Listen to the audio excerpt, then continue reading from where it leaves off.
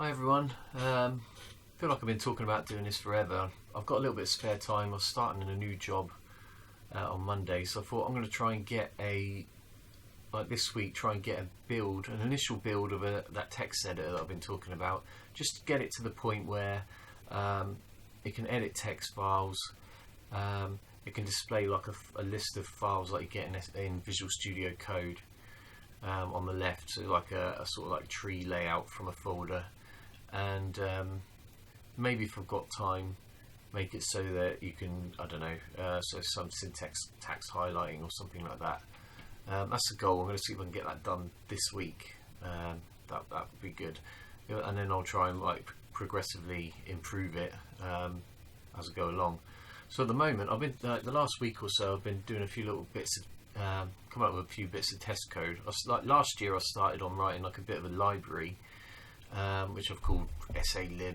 At the moment it's all sort of like development code, so it's got no sort of no like real sort of like I don't know, it's not like solid, it doesn't have any real great like error checking or anything like that. So I'm going to progress as part of the development for this. I'll also develop the library and kind of revisit all the parts of it, talk about how it works, and add in like exception handling and error handling, things like that, make it a bit more robust. But yeah, I've done a few like little bits of so actually let me quickly show you. So I've created a repository for SACode is my basic, I don't know, I'm not very imaginative, that's my version of VS Code. That's what we're going to do the majority of the development in, and I've come up with this SALib. So both of this is on GitHub, and if you want to look at them yourself, you have to look at the develop branch. There's a main branch and a develop branch. Well, obviously I haven't checked anything into the main branch because I don't think anything's ready to be released or anything, but you know, it's there, you can see it for yourself. So yeah, inside that SALib, it's all very basic at the moment. It's all being built with obey files, so eventually I'll move that on to using developing a proper build system, probably using some sort of make files. But I've got quite a few modules at the moment, so I've got like a few classes for like a window and like a builder class, and then I went through this a little bit before in my first video. I came up with an idea of like a task class, and then having sort of like using like the observer pattern to observe when when messages are received from the WIMP as part of the WIMP whole system. So we can look at like the basic task class as like a task number, as like an event dispatcher, and then inside the actual, if we look at the actual CPP file quickly, actually, so I had to call it CC because that seems to work better in RISC OS, weirdly. So yeah, if we look at the task file somewhere, there it is. Oh, by the way, I'm using edit for the editor. I found I just don't get on with strong edit. I couldn't really get my head around it, so I've just changed the display font to be in Consolata, because I think the normal WIMP font kind of does my eyes in. Yeah, so at the moment we've got like in a process, you basically call the processed messages function a loop, and it will dispatch out to the user code if there's any sort of registered handlers on each of these particular poll messages. It will send out a message, and then the user code can hook into that what they want to do to handle those messages from the WIMP. So I've got a few things in there at the moment. I've got like what have we got? I've got like a class for making icons. It's kind of underdeveloped, but there's little bits in there. So at the moment I've just got you create it using an icon builder class, which you just use to assemble a bunch of flags, and then you pass it in, you give it like a name. You can actually get access to the raw text and validation strings, so you can update those on the fly. And then there's a redraw method. And then if we look at the actual source code for that, there's not a huge amount in there, but what it really does is takes this icon builder class, reads out some data from it, and places an icon into a window or on the icon bar, for example. Similar sort of thing for the window class. So we look at that quickly. There's a lot of updates that could go into this. Might do a bit of a redesign. I've just put some basic methods in there. I've got two constructors, one for like a basic window, we just give it a size, and you can potentially have a parent as well, because I've decided that I'm going to try and make use of the nested WIMP. So if you want to register a parent, you can do so. And I've got a few little methods you can send it. You can get what its size is. You can set its height and its extent. Open it. You can close. Obviously, ask it to close. You can perform actions. You can effectively, the user will inherit or own this class, and they can provide their own actions on open and close. Get the title, set the title, that sort of thing. Excuse me. So that's kind of like the basic stuff at the moment. And I wrote a few little test applications just to try and fill a bit of time and see if I can do the sort of things that I want to actually try and do. So for the first one I'll look at, it's called My Pain Test. It's a bit of a mess of a program, but it's just kind of hacked together. But it's a proof of concept. So we'll double click on that. At the moment we've got it, so it opens an icon on the icon bar, and then when you click on it, I've made it look a little bit like the sort of thing you'd see in VS Code. I've got it so you can type stuff in the keyboard, but this only works on one line. It's literally just capturing keyboard messages and putting them onto an icon, one icon. The thing that I was trying to do the most here was, can I get these sort of these are two nested windows. Actually, I think there's like 7 windows here.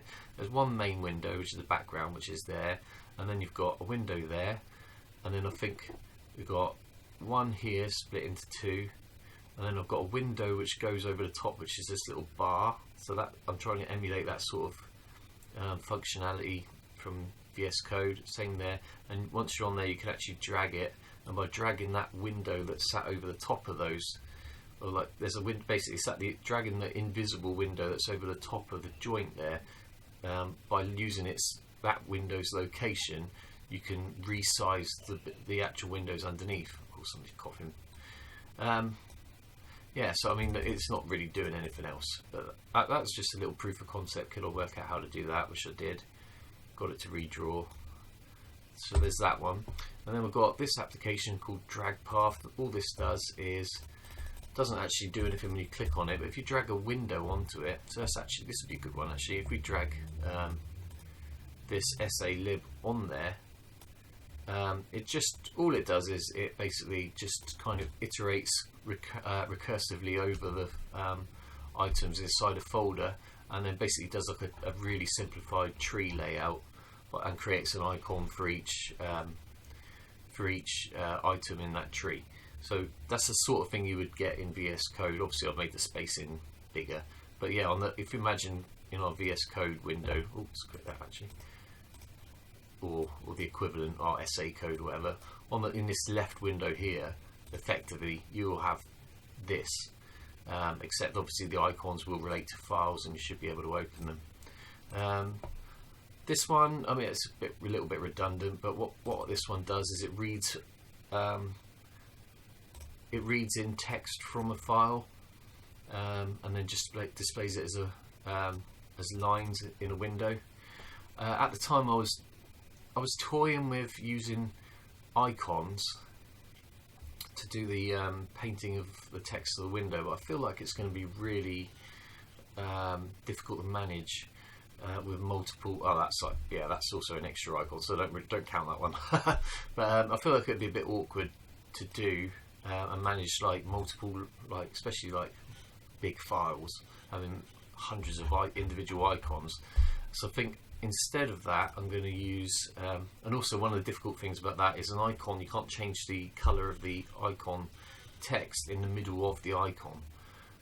But one thing that this is doing from a sort of model point of view is each window, if we click on that, it's actually, every time I click on it, I know it's opening the same file, but it's actually loading in a file every time I open it and creating a new window instance and new icons, and then like tying them to like a model of the text file. So each icon name relates to the line number and stuff like that. So that's kind of toying with how I was thinking about modeling the actual text file inside the application, but I'm not really sure I'm going to do that yet. And then finally, I've got this application called Font Window, and all that does is something similar. Instead of actually creating icons and colouring them, it's actually using the redraw loop to directly paint the text into the background of the window. So this is using the font paint functionality rather than having icons. So if we look at the source of this one, it's a bit convoluted, but basically we've got a redraw loop inside the window. So I've got the function, so this is the function that gets called. We hook this into our WIMP poll sort of task management event handling observers, and this gets called by the WIMP poll operation rather than by our user code. And what it does is it provides us with a series of rectangles that are being redrawn. So that when you redraw a window, it might not redraw the whole window, it might just redraw bits that are overlapped or something like that. So what this is doing is effectively figuring out from what it calls the current graphics window, which is the rectangle that's being redrawn, which may or may not be the whole window, and then it's just going to see, have we got our text within that window? If so, redraw the bit of the text that needs redrawing. And I'm using this font. I've created like a class for fonts, and I've created a paint method. And at the moment, I've just painted two separate lines for two separate colours in the same place. So at the moment, I've got like an include statement, which is in our pre-processor colour. I've also got like different. I can also use the WIMP. Yeah, this is another thing as well. If you use icons, you can only use the 16 WIMP colours. But if you want to use more than that, you have to paint the text to the window directly yourself. So this class is like these names are like the 16 WIMP colours, whereas I've actually created an RGB colour sort of class, and I can pass that into my font paint implementation as well. So yeah, not a lot to it really so far, so I'm going to try and keep it fairly straightforward, just try and get something out, and something that exists, and then I'll make it good hopefully at a later date. Yeah, let's get rid of this. So I've done like a actually let's close this SALib stuff.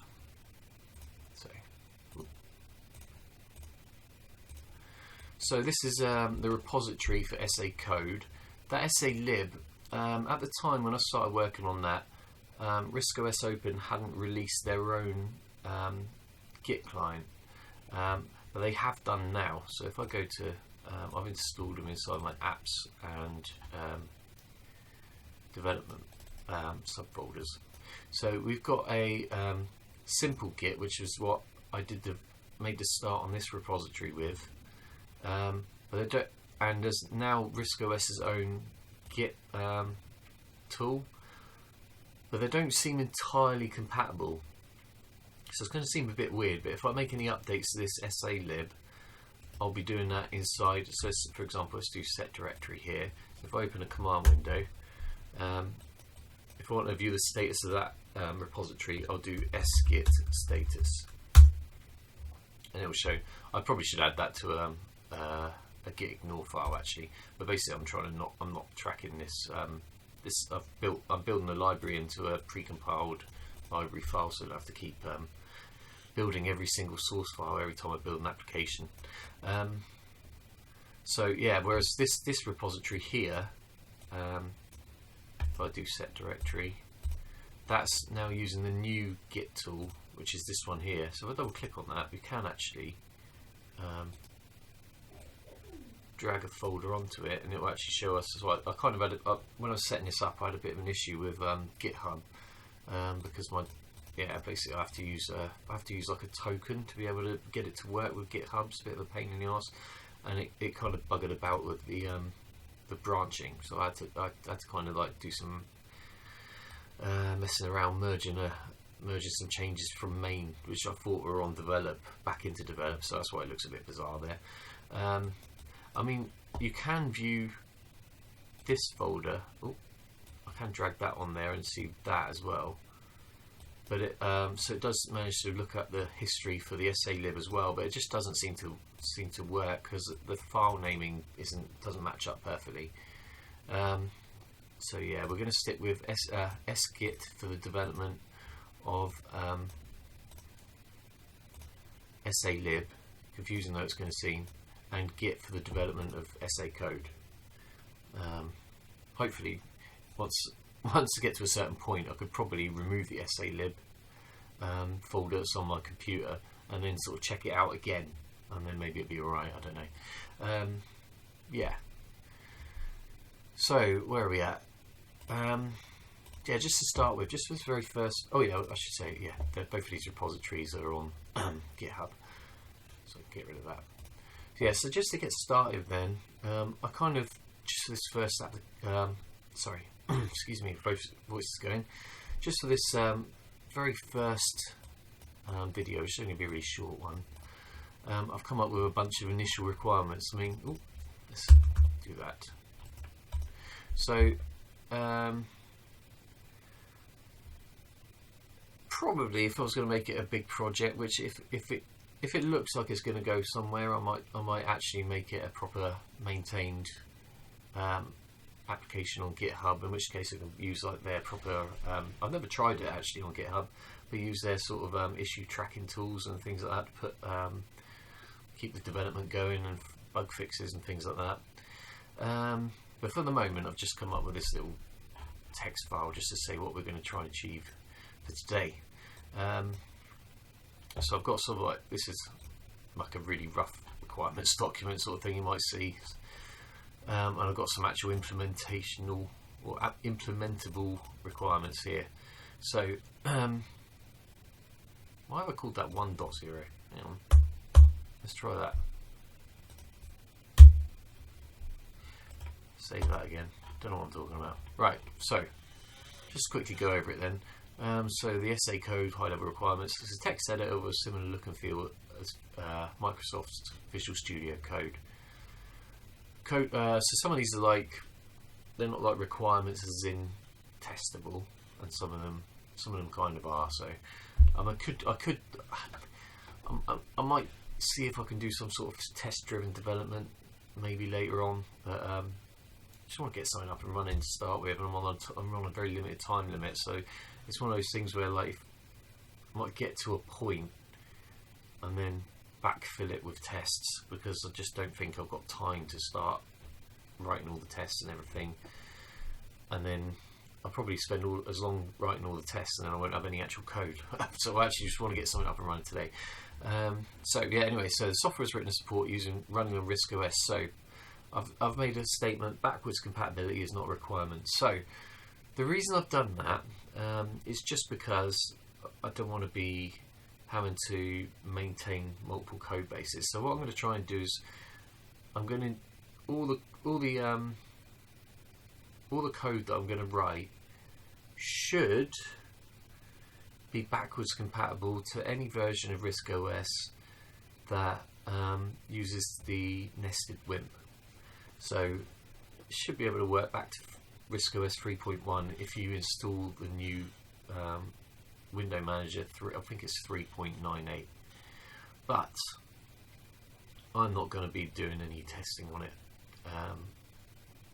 Effectively, it's 2024, so I'm writing an application for me, and I'm only ever going to use RISC OS 5. So I'm not gonna put any sort of blockers on anyone else using it, but I'm not gonna maintain that. Okay, right. So we've got a set of basic requirements for the actual repository itself. So I'm going to hide these things. That. And we don't need that anymore. Actually, I can get rid of these as well. Quit.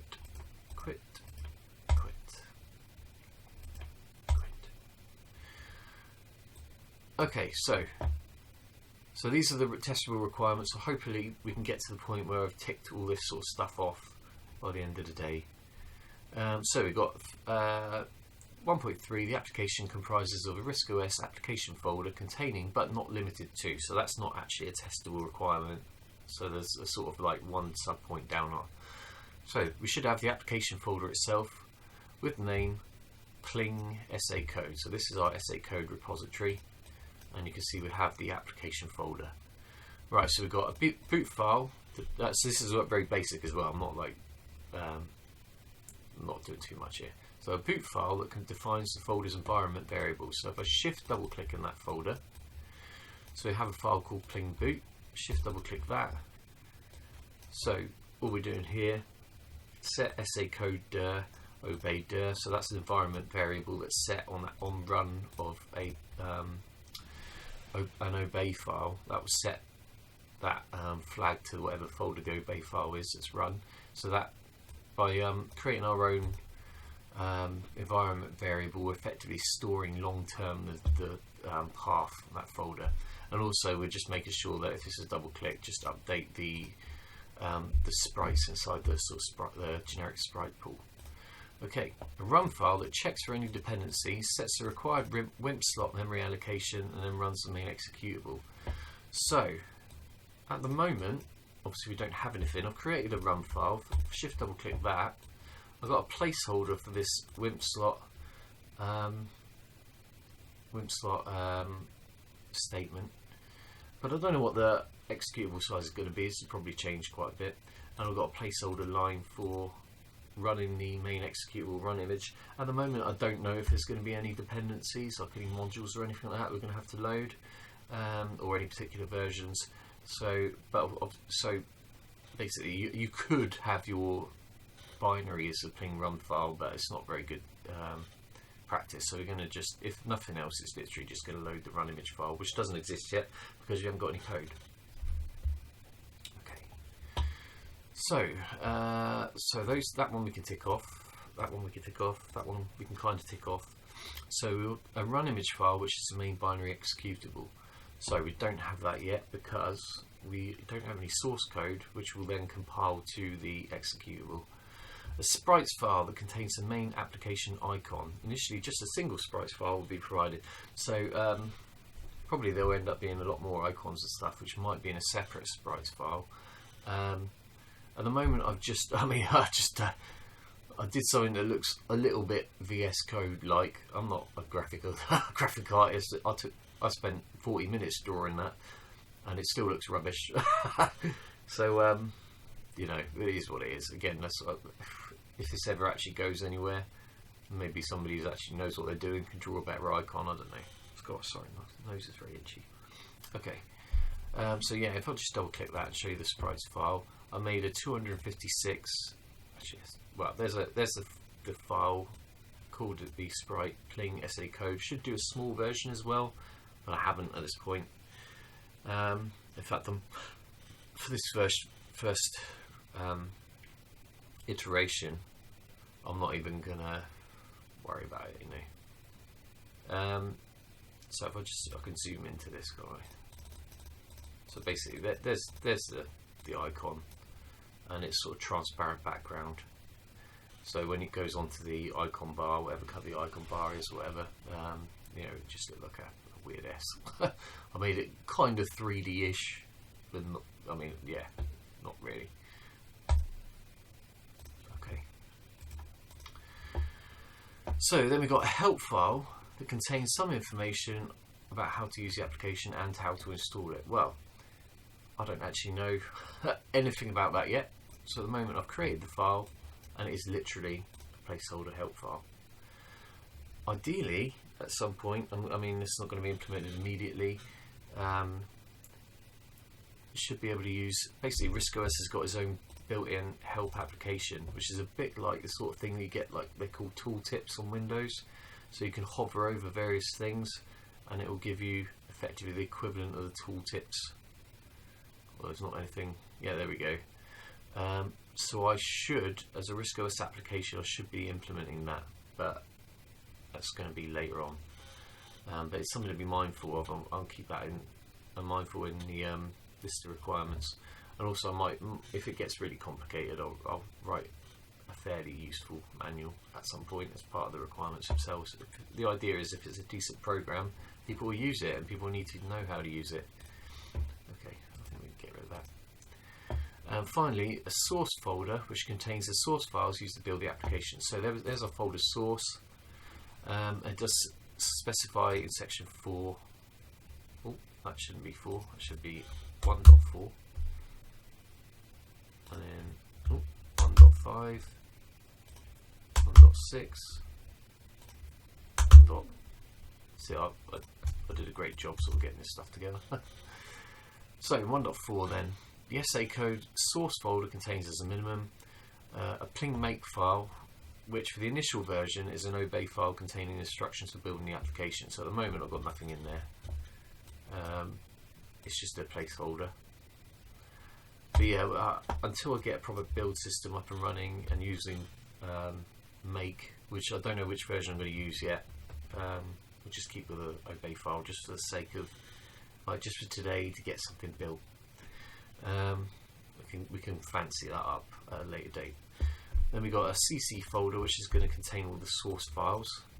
If you're not familiar with RISC OS development, basically, unlike Windows, Linux, whatever, files don't have file extensions. They have a file type, which is part of the file's metadata. So to differentiate the source text files from the header text files, they're just stored in different folders, and that folder is treated like this suffix. So I've got an empty folder there, an empty header folder, an empty O folder for object files. So CC head O. And then 1.5, development of library code will involve parallel development with existing SALib C++ library, which already has some code development underway at a prototype stage. Code will be statically linked to SALib and not require any additional runtime support from that library. Yeah, so I'm not going to give a version of SALib with the executable application as a release. I mean, people can download it themselves, but it's not going to be part of the release. Yeah, double clicking on the SACode icon in the file. So here we go. This is the first. This is the first sort of practical test that you should actually see a result from. So we've got, if we double click on that icon there, we should load the application and put its application's icon on the right hand side of the icon bar. So if we compare that to, for example, edit there, it's got an icon on the icon bar, and if we go into our task manager, we see the task edit is there. So there we go. So it loads the application icon, there's the icon, 162, application with the name SACode, as this is an application task. So this is the application's tasks section, and we've got an application called edit. So that's the goal. Can we get to that stage today? I don't know, because it's already 11:15 or 11:20, and I've got a dental appointment at 9:15. So there's going to be a limitation to how many hours I can spend on it, but that's the goal for today. So just to get going for today, like I said, the two goals really are: we want to get a make file to build our application. We're going to try and get an icon on the icon bar. Maybe if we've got time, put a menu on there and get it to process the menu so you can quit the application like that. And make sure that we can get our application. This is an application task in the RISC OS Task Manager window. Okay, so let's get started then. I'm going to basically to start with, I'm going to kind of rip off what I've already done, because I went over this a couple of times before, so it's not hugely helpful to reiterate. Sort of go back over it again. So if we look at this application drag path that I've got before, so that puts an icon on the icon bar, and it has a menu quit. So we just kind of rip that off a little bit. So the make file that I've got in there, if we go into SACode, actually, let's leave that open. If we go into our SACode folder and the source, in this make file for drag path, this is the sort of template that I've been using for everything that I've built so far. So we can pretty much copy wholesale what's in that folder, in that file, sorry, because this needs to work well. So just for the moment, we'll start with this, and then we'll flesh out the make file as it gets more complicated. Because the only problem with doing this make file, which is right at the moment, is that it recompiles every single source file every time. I think that I got this from. What was his name? James, somebody who did the WIMP tutorial. It's pretty much a clone of what he did. What I also did though is I've managed to create my own library references there. So not only have we got OSLib, but we've also got my own SALib linked into the libraries for linking it together. We've also got the include SALib there. So to be able to do that inside the SALib, I've got this pre-compiled. I've got build GCC, which builds the library, and it creates this pre-compiled object file as a library. So effectively we just link against that, and in the actual, I think it's in the boot file, yeah, in the actual boot file, effectively we have to do this set SALib $path, and this took me ages to figure it out, but you need this little dot on the end, otherwise it doesn't work. That's how you can get it to use this SALib. So that SALib colon, that gets replaced with the path name, and you have the dot on there, and that allows you that sort of, that was a search for the header files inside that path. So I'm going to rip this off pretty much in our make file. Now in this one I've been calling the file main as a sort of entry point. I don't think I'm going to do that. I think I'm going to create a file called SACode, and that will be our main entry point. I do quite like having the main file though, because when you're sort of coming to a new code base, you quite often don't know what file to look at. But no, I think in this instance, if I just name it the name of the project. Oh, phone's going. Hopefully that'll make sense. Let's edit this make file.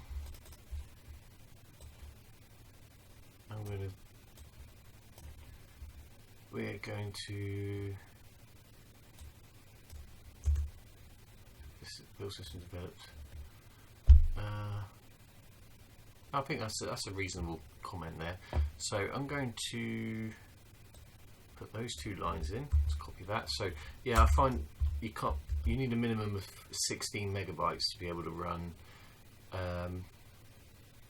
GCC. So I've got 4 gigabytes of memory on this, so I might as well set it to 20 megabytes. So I've got echo building SACode. Do echo again. Just give a spare line. Right. Excuse me. So we're going to copy one line of this. This is going to compile the source files. So for the moment, we're going to have one source file, and instead of main.o or main.cc, we're going to call this SACode.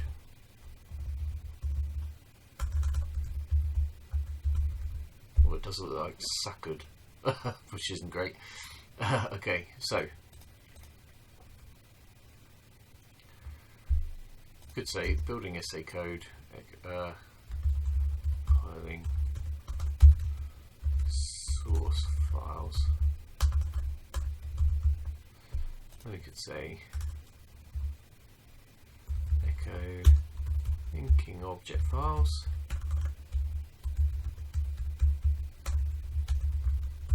It just gives you an idea when you see the things coming up, what it's actually doing and where it might fail. Okay, right, so we've got one statement here, which is what links all our object files together. So this can get quite a long line if you've got a lot of source files. I'm not sure how you deal with that in multiple lines in RISC OS. You probably have to build, I don't know if you'd have to build into libraries and then compile to that. So we're going to copy that line, paste that in, but we obviously only have a single source file at the moment, in fact a single object file, so I'm going to delete that, but we're still going to link against the OSLib and SALib libraries. Now maybe we don't need OSLib, but I'm going to keep it in there for the minute, just because it means I don't have to, well yeah, I'll leave it in there just for the moment, just in case. And then so this line here, I'm going to put that back in there as well. So that what that does is it just deletes the object files, just to kind of tidy it up, not leave files lying around. Especially because if you're building this inside the Git repository, I do have a git ignore file in place which should ignore the O files, but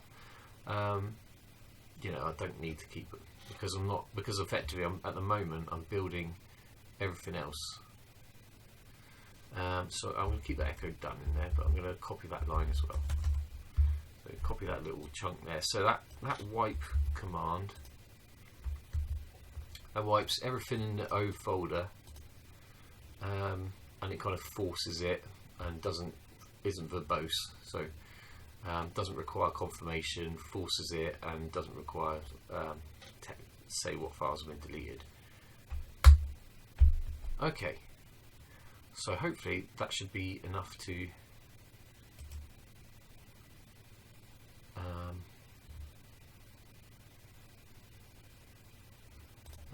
get us going.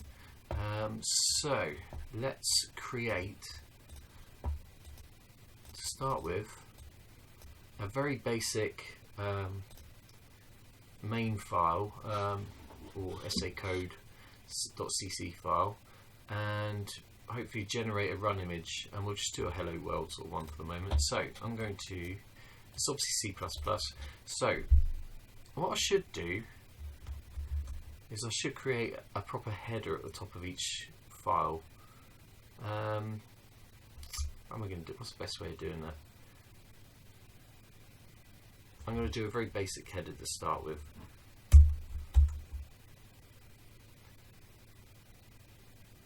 Just do something like this. You know what? Actually, I'm not going to do that, because that messes with, that can sometimes mess with things like oxygen. So I'm going to do just this. I'm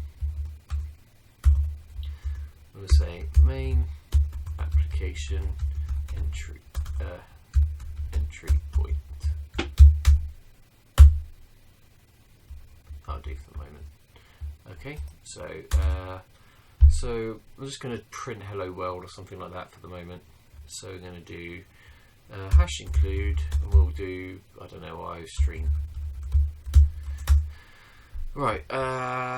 So normally you can get away with doing int main void, but I think actually at some point we're going to be, you might want to set text files or some sort of file to open using using SACode, or you want to do SACode file name or SACode folder. So it would be useful for us. We'll not do anything for the moment, but we'll capture the command line arguments.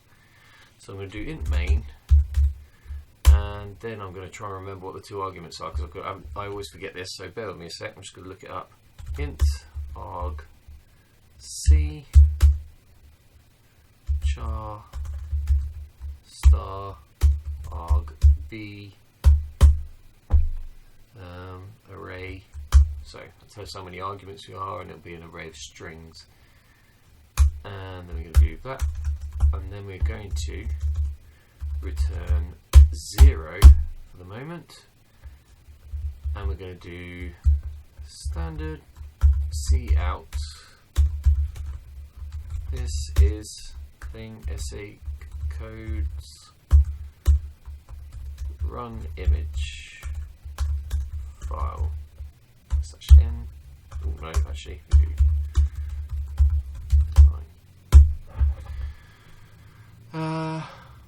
Okay, let's see if that works. So we're going to save that in our CC folder as SACode. That was a really loud motorbike. And with a bit of luck, if we make this, we have the beginnings of an application. Nope. Oh, I'll call it main. So I didn't rename it, did I? It still says main.io. SACode. Save. Make.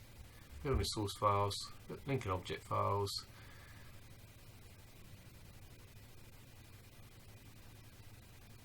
Taking a while because it's linking against that library. In fact, it's linking against two libraries. You know what? Maybe I'll take out OSLib to start with. Especially as it seems to be taking a long time there. Did we get a run image? Yes, we did. So if I double click SACode, we didn't get anything then. Hang on. Let's uncomment that line. Save. SACode. There we go. It says SACode's run image file. There we go. Okay, I just noticed the spacing was a bit weird on this, so I'm going to do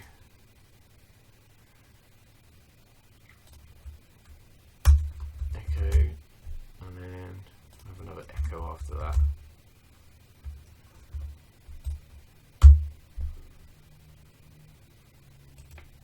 Save. Try that again. There we go. Building SACode, compiling source files, linking object files.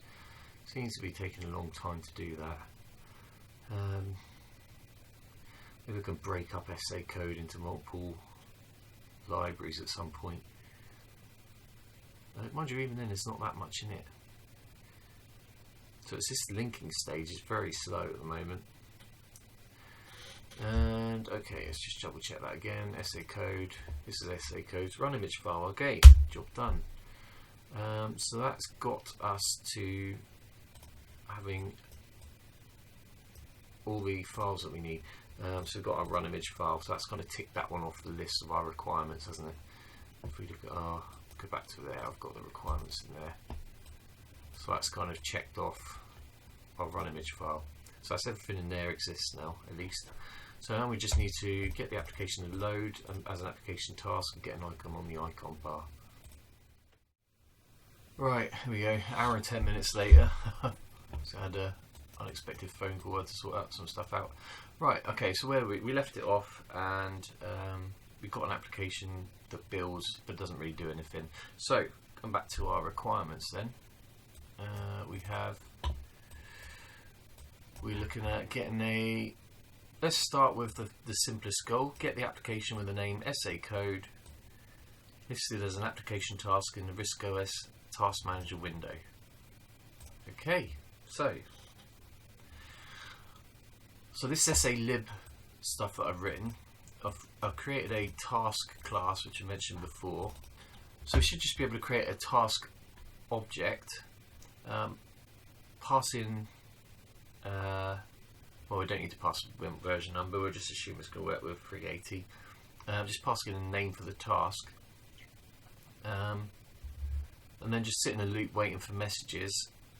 So we just call this process messages function, and then check that the task hasn't made to quit, basically. So we've got a function here.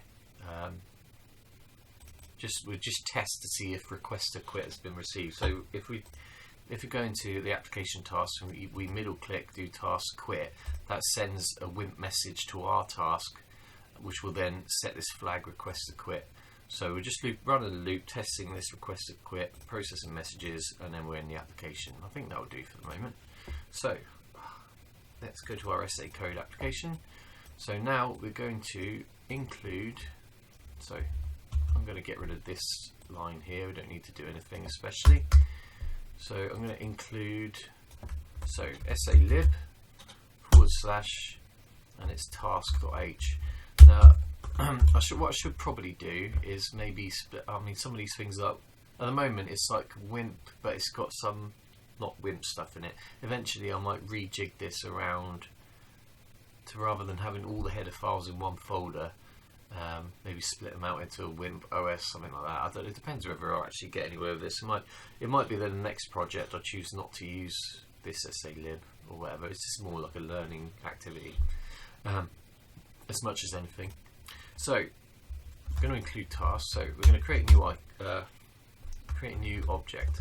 So we're going to do SALib. So this, yeah, going back to this task actually.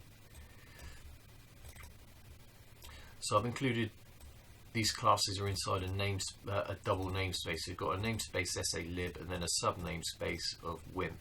So you can do SALib WIMP and then class name task.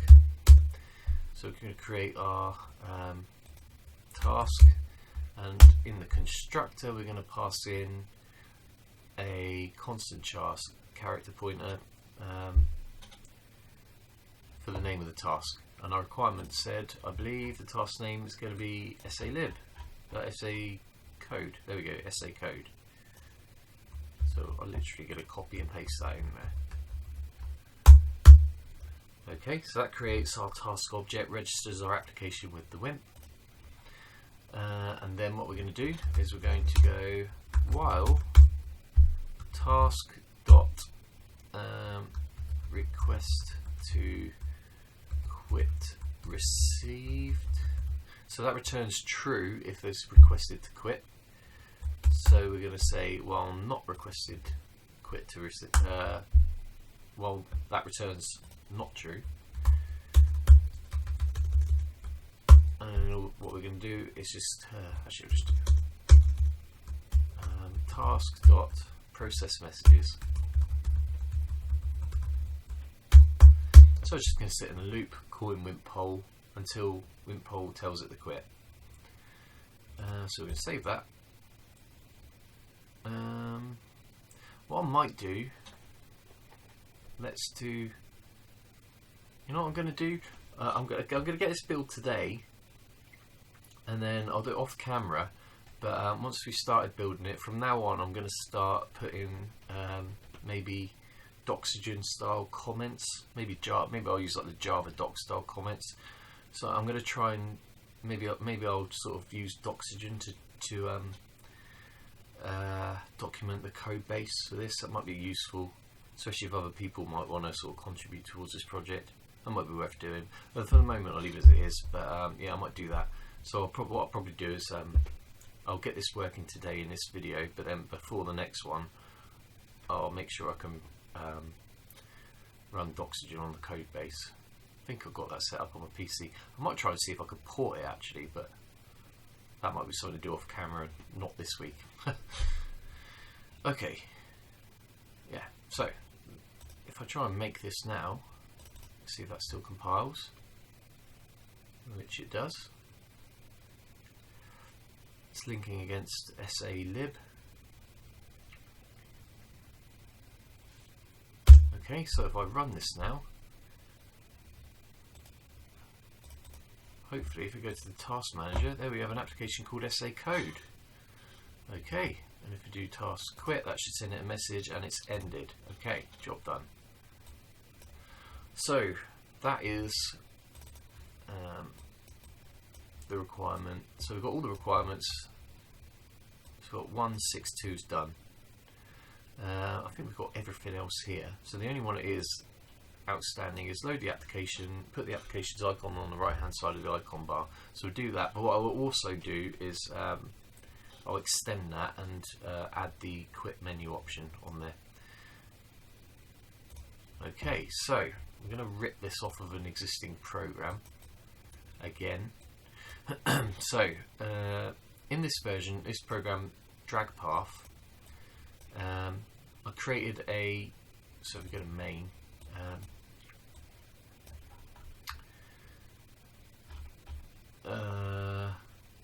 I basically created a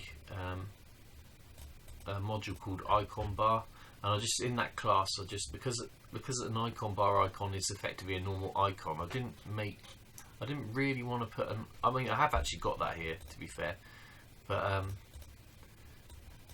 like an icon bar class, but I don't actually use this one. This is a bit, well, I suppose I could use that actually. Let's have a look. Let's see what did I do in this one here in the CC file. Oh, I did include it. Yeah, see, I built my own icon bar icon rather than using the icon bar class that's in SALib. Well, maybe I should do that.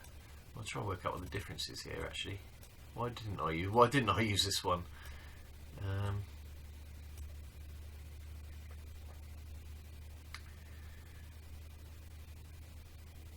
Icon bar icon. Oh no, I did. Okay, so I created a class and then I used an SALib icon bar icon as a member. So go to the header file then. Ooh, don't know how to use this computer. This is part of the issue I have with RISC OS, is when you're doing development, it's just a mess of windows. That's why it'd be good to have the sort of layout where you can view a project and just switch between them like that. Right, so okay, so this is a class called icon bar, and I've just contained a WIMP icon bar icon on there, and I've tied, there we go, so that's why I've made a containing class, because I've tied the icon bar icon, the icon bar menu, and the observers for the click, for operating the clicks, and also dealing with icon bar menu selections. I've kind of tied that all together and sort of encapsulated it into a class. That feels like that's a good idea to do actually. I might do that again. So you can see actually, yeah. So we could pretty much wholesale steal this one actually. Yeah, I'm going to pretty much steal that. So, but I'm going to do it again.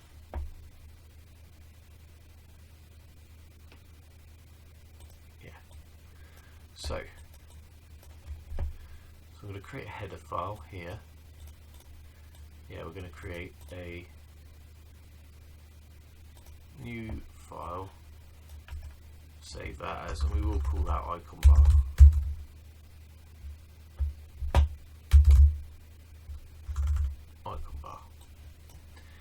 Okay, so class to deal with handling icon bar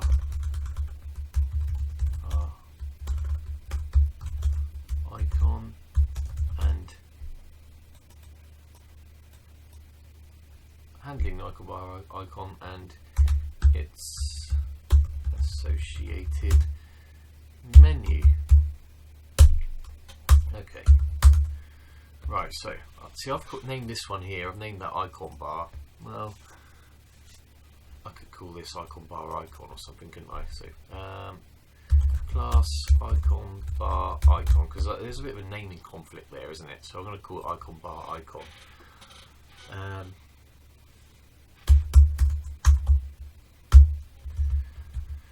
Public. Right, so I'm going to need a constructor. Icon bar icon. Right, so so on this one here, I passed in a reference to the task. Now, conceivably, I could make the task a singleton, because obviously there is only actually one application that's ever going to be running. So I could make that a singleton.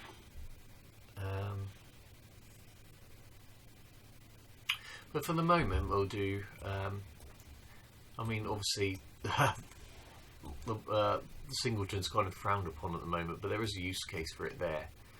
If I suppose at some point I might make this. I mean, it might end up that this becomes a multi-threaded application or something strange like that. So we're going to not do that. I'll do what I've done there, and I'm going to pass. So we're going to have to include SALib/task. Oh, probably an include statement.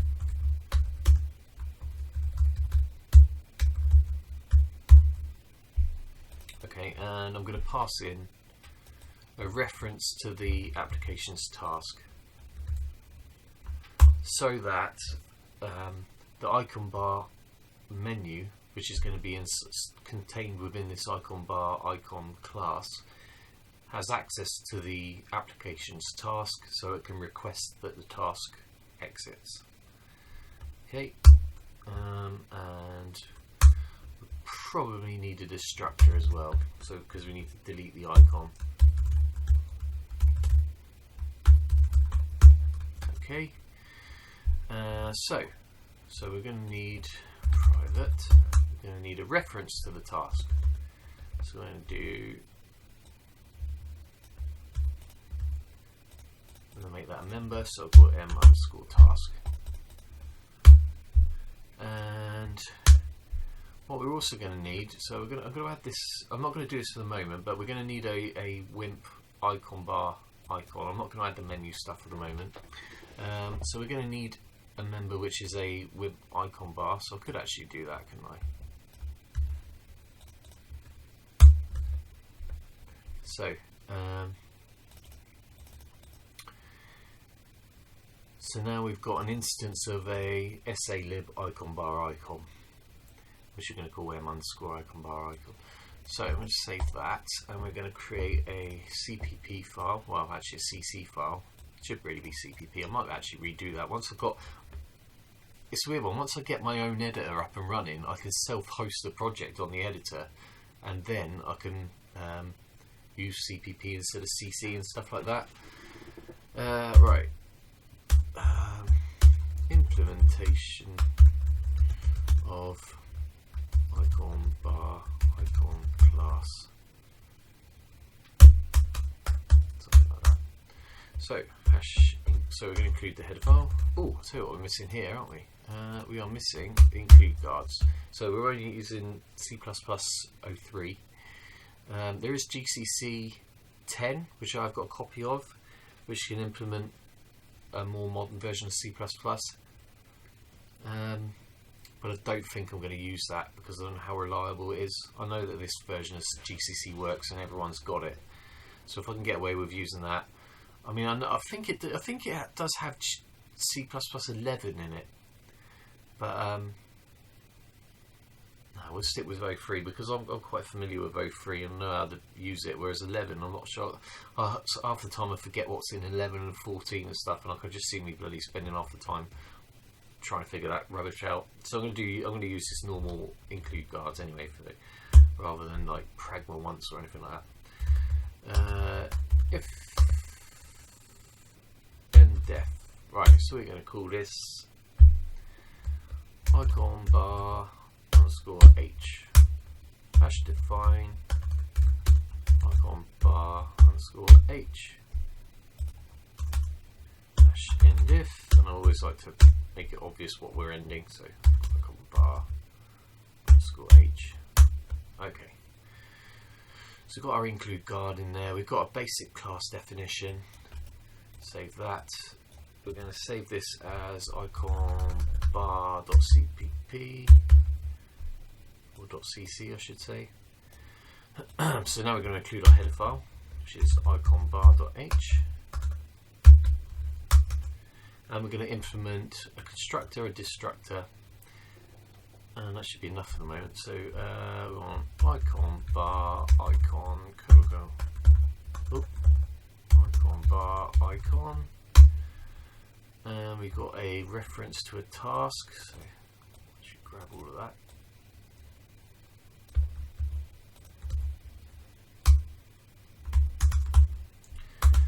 And we've got a destructor, grab that, copy, paste, and we've got a couple of members which need initializing.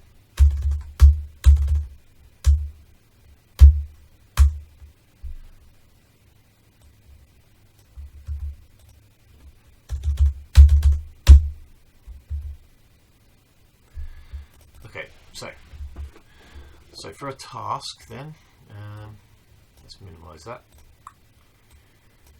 So we're going to, I think this is a reference, so we're just going to initialize that with task, which is passed in. But the actual icon bar class, we're going to have to call the constructor from the SALib version. So we've got what we've got here, we've got two constructors.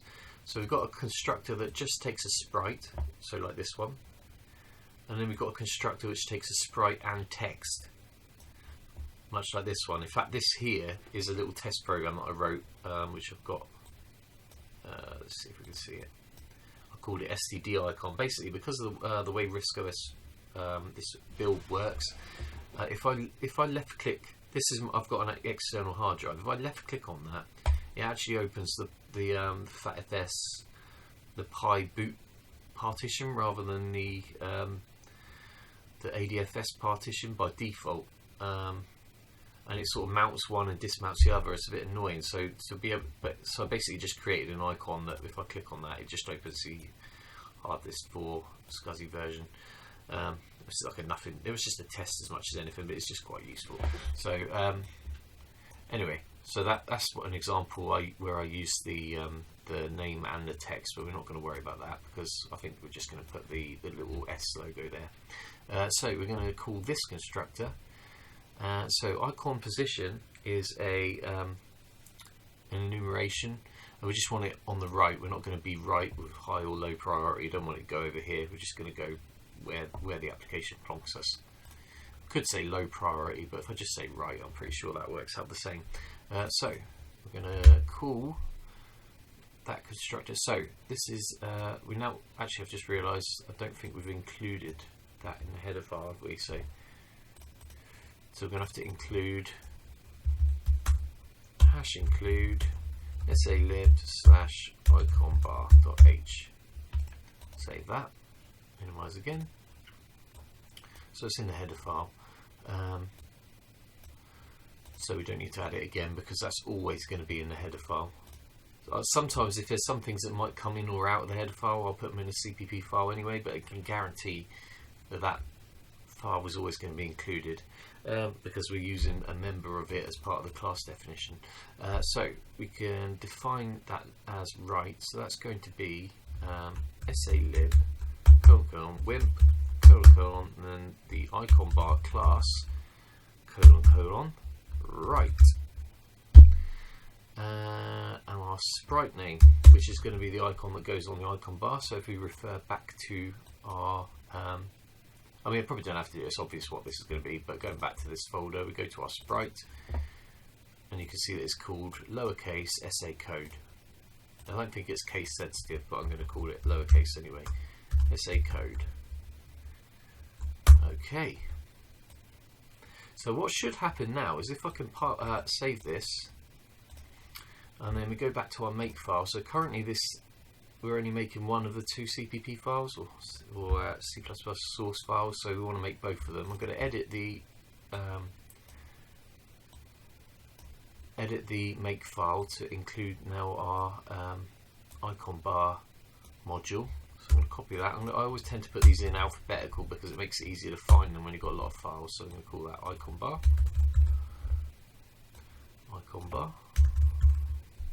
and I'll put them in the list them alphabetically in the list of object files. So icon bar, save. Let's see if this actually builds and see what I've done wrong this time. Good start.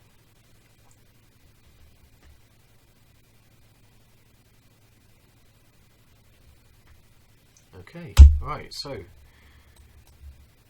if I double click on SACode,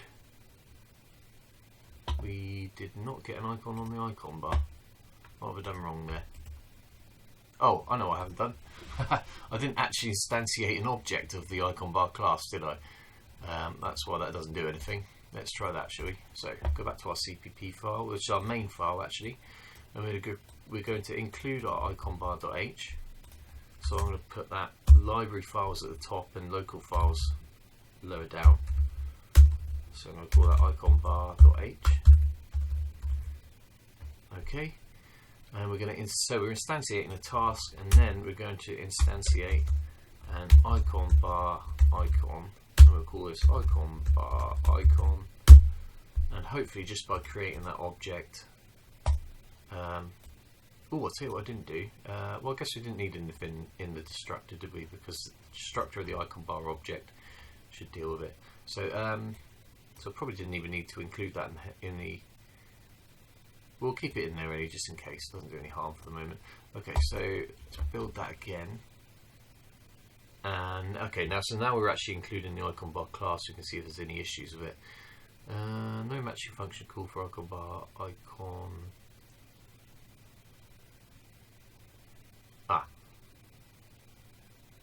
That's because I didn't pass the task in. That's what it is, isn't it? Yeah, so I need to pass a reference to task. Save.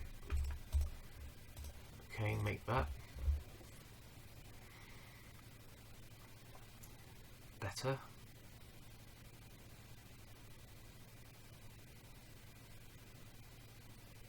This is all the easy stuff. I've got to the bits where I actually know what I'm doing. It's when I get to the bits where I don't know what I'm doing with. Could be an issue. Right, okay, there we go. So we've got an icon on the icon bar. It doesn't do anything yet, but it exists. Now if I go back to our requirement,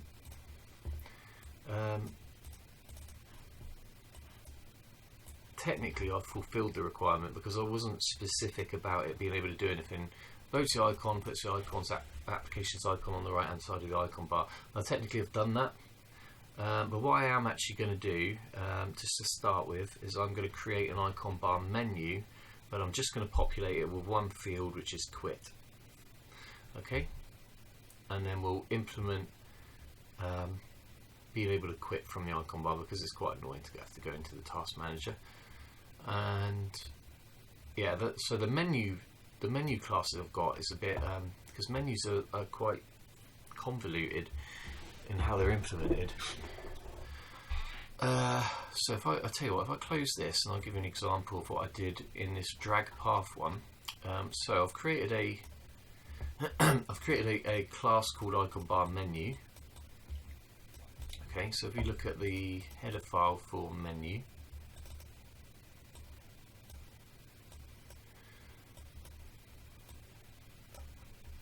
so I've got a class called menu here. You construct it with a title, so which will be the in this instance will be the name of the application, and then basically once you've created the menu, you then have to add menu entries to it in order, and you pass in a menu entry item, which is its own class. So basically, there's like a container which is like is it a list? Oh, it's a vector actually, because it's iteratable. This was a list, but changed due to get entry performance evaluation needed. Okay, yeah, because I wanted to be able to get entry number 3 or something like that, which is a bit more pain in the arse of a list. Plus, the idea is once you've created the menu, it just exists, and you don't have to. You're not going to be reordering things. What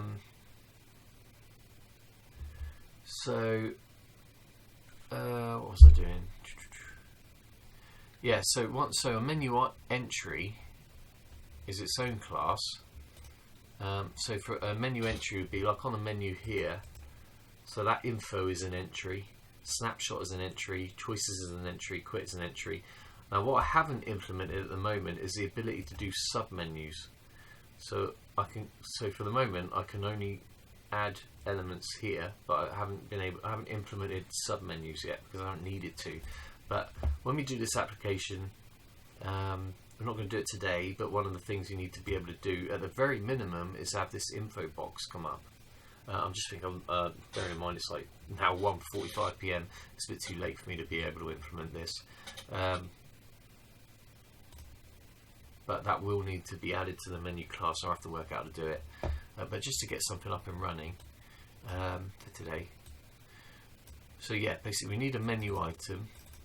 And then when we construct this menu, we'll need to create entries and populate the menu with the entries.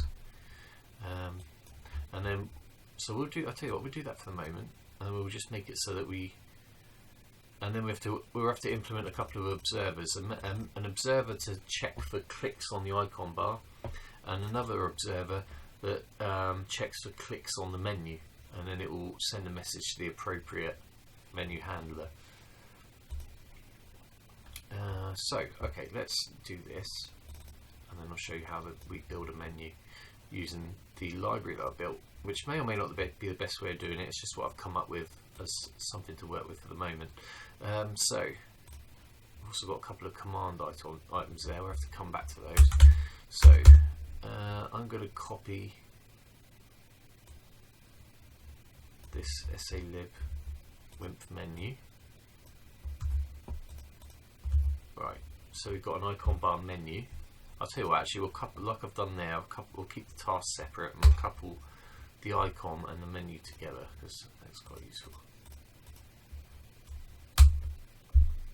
Okay, so we now got a new field which needs to be populated when we instantiate the icon bar object. So we'll go to our constructor, save that. So we now have a new item here, which is icon bar m_icon bar menu. Okay, so go back here, back to our menu.h, and we look at menu class, and the constructor is called with a menu title. So we just need to pass in what the title of the menu is. I could hard code this. In fact, I will for the minute, but it might be worth. Well, I guess SACode isn't going to change, but at some point we're going to have to change this so that it works from a lookup using the probably using the RISC OS messages format, so you can look up and change the languages. But I think in this instance, the application itself. Well, I'll tell you what, that'll be a new iteration. So for the moment, I'll just hard code it, but we're going to do a new iteration with this not hard coded. But because we're on a time limit, it's going to be like this for the moment. So if you right click on the icon bar menu, you normally get the application name come up. So we've got paint, edit, and then this one, organizer, display, RISC OS. So this is going to be the application name, which is going to be SACode. Okay, so that constructs the menu, the basic menu, but there's no items in the menu, so we need to populate that. So if we go back to, let's have a look. Where's the CPP file for this one? This is what this does get. Be a bit of a nightmare here. I'm going to minimize that one. Save this. That's the header file for drag path test application. So if I get the CPP file, icon bar, so same sort of thing. We create a icon bar menu and we call it drag path. And then what we do is, okay, so now we have to create the quit menu item. So to do that, each item on a menu is actually an icon, but it's like a text-based icon. So we have to create the menu entry with icon flags. So actually, is there anything here? Oh yeah, okay, so when we actually create the menu, we need to pass it a command object. So basically when a menu entry is registered with the handler, when you click on that menu entry, it will call out to a command item. But we have to create our own command object, and it will call out to that and execute some sort of command. So we have to create our own type to be able to do that. And then we have to add these elements to the event dispatcher, so it observes it. So let's go back to this menu flags builder. Show what I've done there. So there's our make class menu. So within the class menu entry, I have this menu flags builder. So basically, we've got a bunch of flags, and you could just tack them together, and it will give you a particular series of options. So I'm going to hide this one. Go back to our CC. So we're going to create. This is like an object that doesn't need to persist in any way. So SALib ::wimp : and then we've got. I think it's it's menu entry. Menu entry : menu flags builder. Okay, and we call this menu flags or something. I don't know. Well, we'll call it a menu flags builder because that's what it is, isn't it? Okay, so the constructor is void, and then what we do is we have to basically just call these methods: set ticked, set separate, set writable, give warning, set submenu and shaded, set last, set title indirected.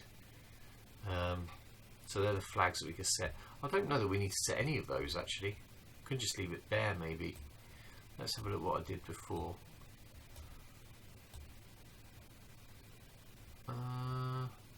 I set the text as indirected, and I set it as the last item. Okay, yeah. I think you have to notify which item's last. Okay, so I can do menu flags builder dot, and then I can just chain these together because they return a reference to itself. So we said. So I said set indirected, didn't I? I wonder why I did that. Set title indirected.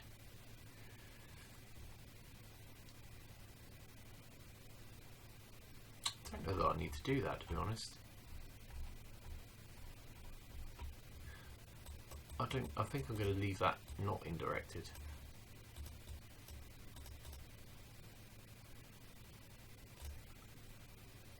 fact, this is an individual menu item, isn't it? So I could call this quit menu. What was it? Quit item menu flags builder, because there's going to be more than one item, isn't there? More than one set of flags. Copy. Might have to do this multiple times. So I'm going to set this one as yeah. It's going to be last. So we need to do set last. And we said set in title indirected, didn't we? But I don't know that I need to do that. I'm going to try not doing it for the moment, just because quit fits within the 12 character limit, so you don't need it to be indirected text. Maybe it might be that I've made the icon class have to do that for some reason.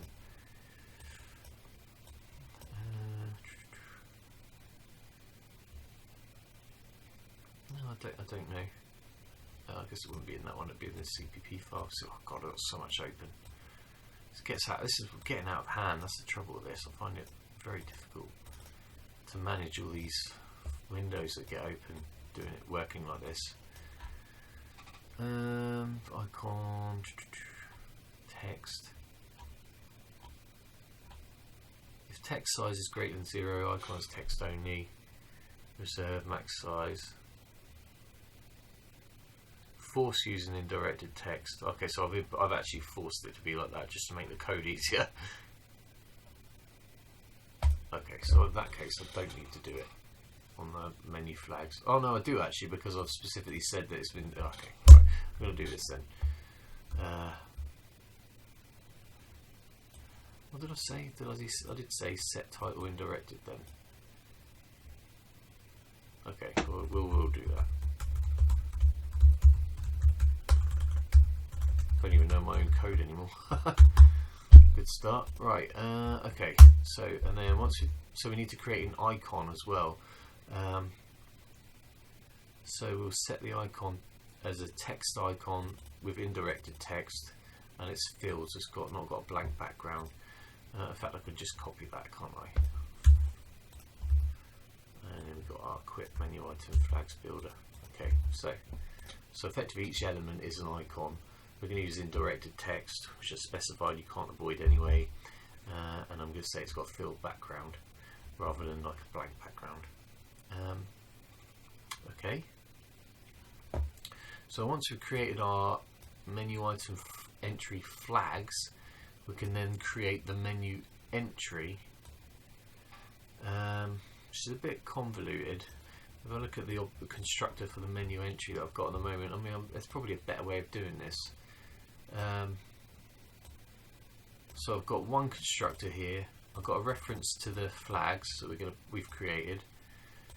Now, if there's a sub menu or not, so that's a pointer because that sub menu can be null. Then I have the icon flags, icon data. So we need to create an icon builder as well. And this is the key thing, right? So we've got the operation. Ooh. What is it? I'll tell you what.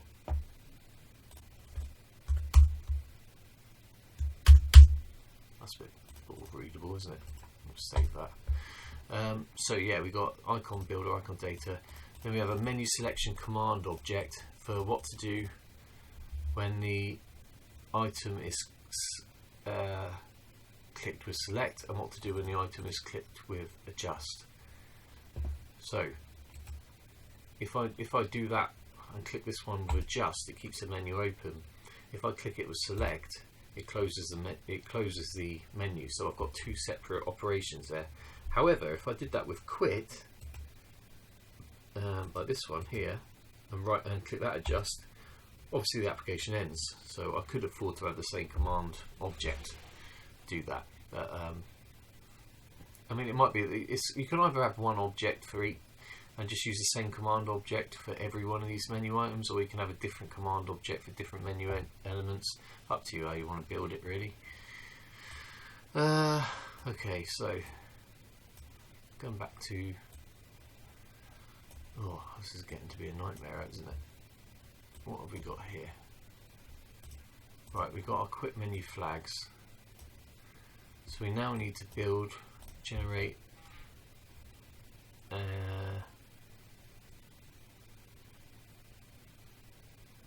we need to actually generate our icon, which is what contains the text, because actually each of those elements is an icon, but it doesn't need to persist. So it's just an icon definition, and then it will get copied into the WIMP. So now we've got our quit menu, our menu flags. We can create our icon flags. So I'm going to just copy that really. So we've got our icon flags builder. I'm going to call it quit item flags builder.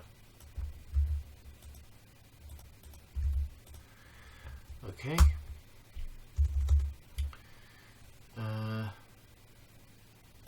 Right. Hang on. That's what this one is. Okay. So our menu flags are just lastly indirected, and this is the icon flags. Alright, I'll tell you what. It does make more sense to tie the flags together, doesn't it? See, I have to do it for a reason. Okay. So that's going to be quit item icon flags. Apologies if anyone was following below and didn't have a clue what I was doing.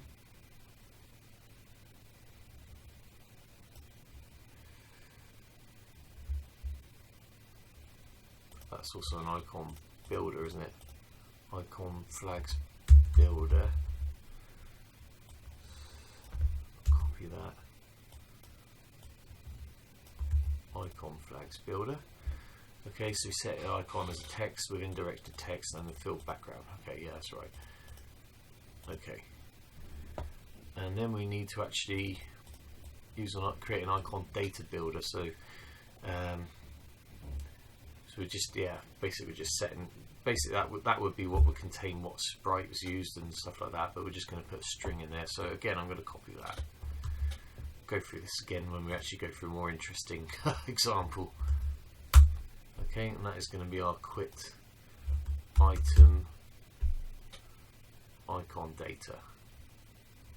Okay. So at the moment we can't create a quit menu entry because we need these command objects to exist. So these are the functions that the objects we have in have an execute method, and then when you click on the menu, the sort of handler, the observer, will call out to that command object's execute method. It's like the observer pattern sort of thing. Well, it's like a command pattern. The observer will call the command pattern, and that's where we do our work for whatever we decide we're going to do. So we need to create a class or an object that will implement what we need to do there, so that we can pass that in. So so it is a quit menu selection command. So if we go back to our header file here for the definition of menu entry, so those are menu selection command types. They derive from menu selection command base. So that is going to be in our command.h file. So we'll go to command.h here. There's a base type of command, and then there's a menu selection base which derives from the command base.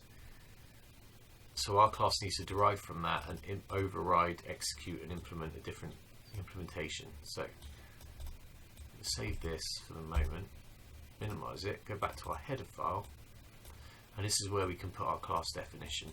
So we can make it private, it doesn't really matter. But we're going to have to include command.h SALib /command.h, and for some reason I've made this in the WIMP namespace, but I really shouldn't have done that. So, but for the moment I'm going to have to do this. So anyway, we've got a class. We'll call this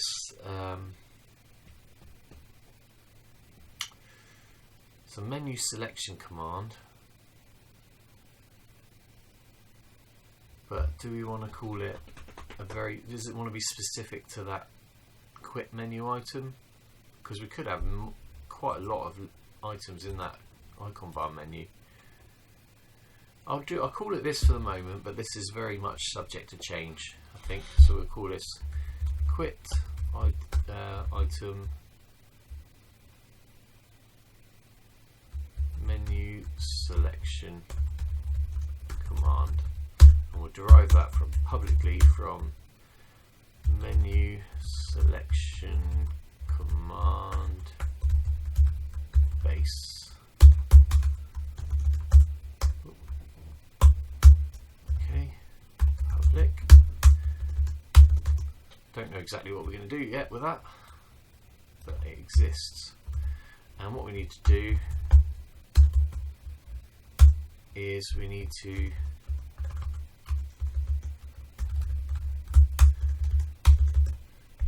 override the execute method. It's also a pure virtual, so we have to implement it. Okay, and for the moment we could do nothing. Just be an empty function. That will get us to be able to implement an object of that type. So quit menu item selection command. Okay, so we're going to have to implement one of those, aren't we? So we're going to do,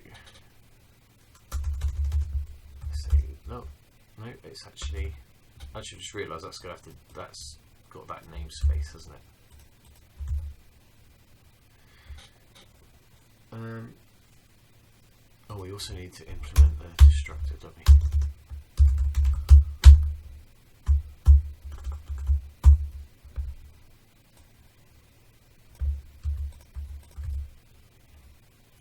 Okay.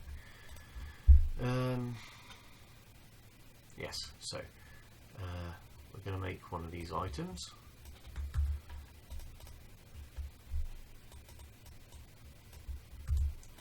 We'll call this m_quit item menu selection command, and we can use the same command for the left and or the adjust and select clicks with the mouse. For the moment that'll be fine. Okay, so we save that, minimize it again. Oh, I forgot the name already. Let's copy that name.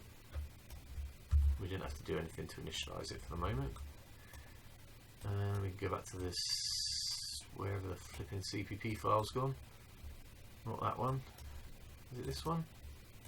No, that's the header file. What's this one? That's the CPP file. Right. So we know we've got that as an item now.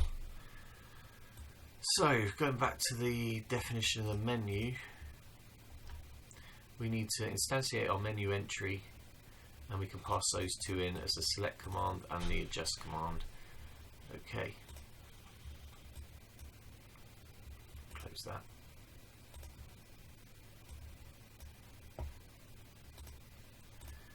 Okay. So I'm going to do SALib WIMP, and it is a menu entry. And we'll call this quit item menu entry.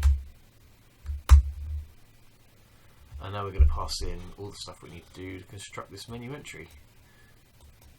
So we've got menu entry, we've got our menu flags, so that's going to be quit item menu flags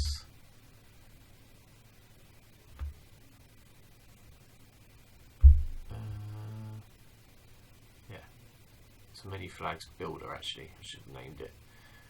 So that's our quit item menu flags builder, and then we're passing in, if we've got a sub menu, we're not going to use a sub menu, so I'm going to say no. Next one, we've got our icon flags, so that's going to be quit item icon flags builder.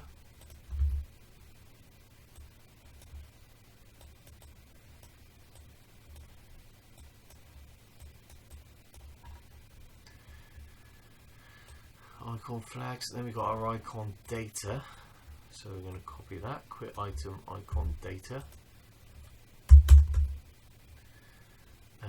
then we've got, I'm guessing it's our two command base types.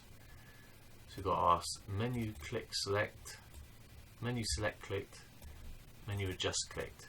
So we can use that command file, command object for both. I'll stick that in there, and then again. So that creates our menu entry. And then what I think we need to do is we need to be able to add our menu entry into our menu that exists already.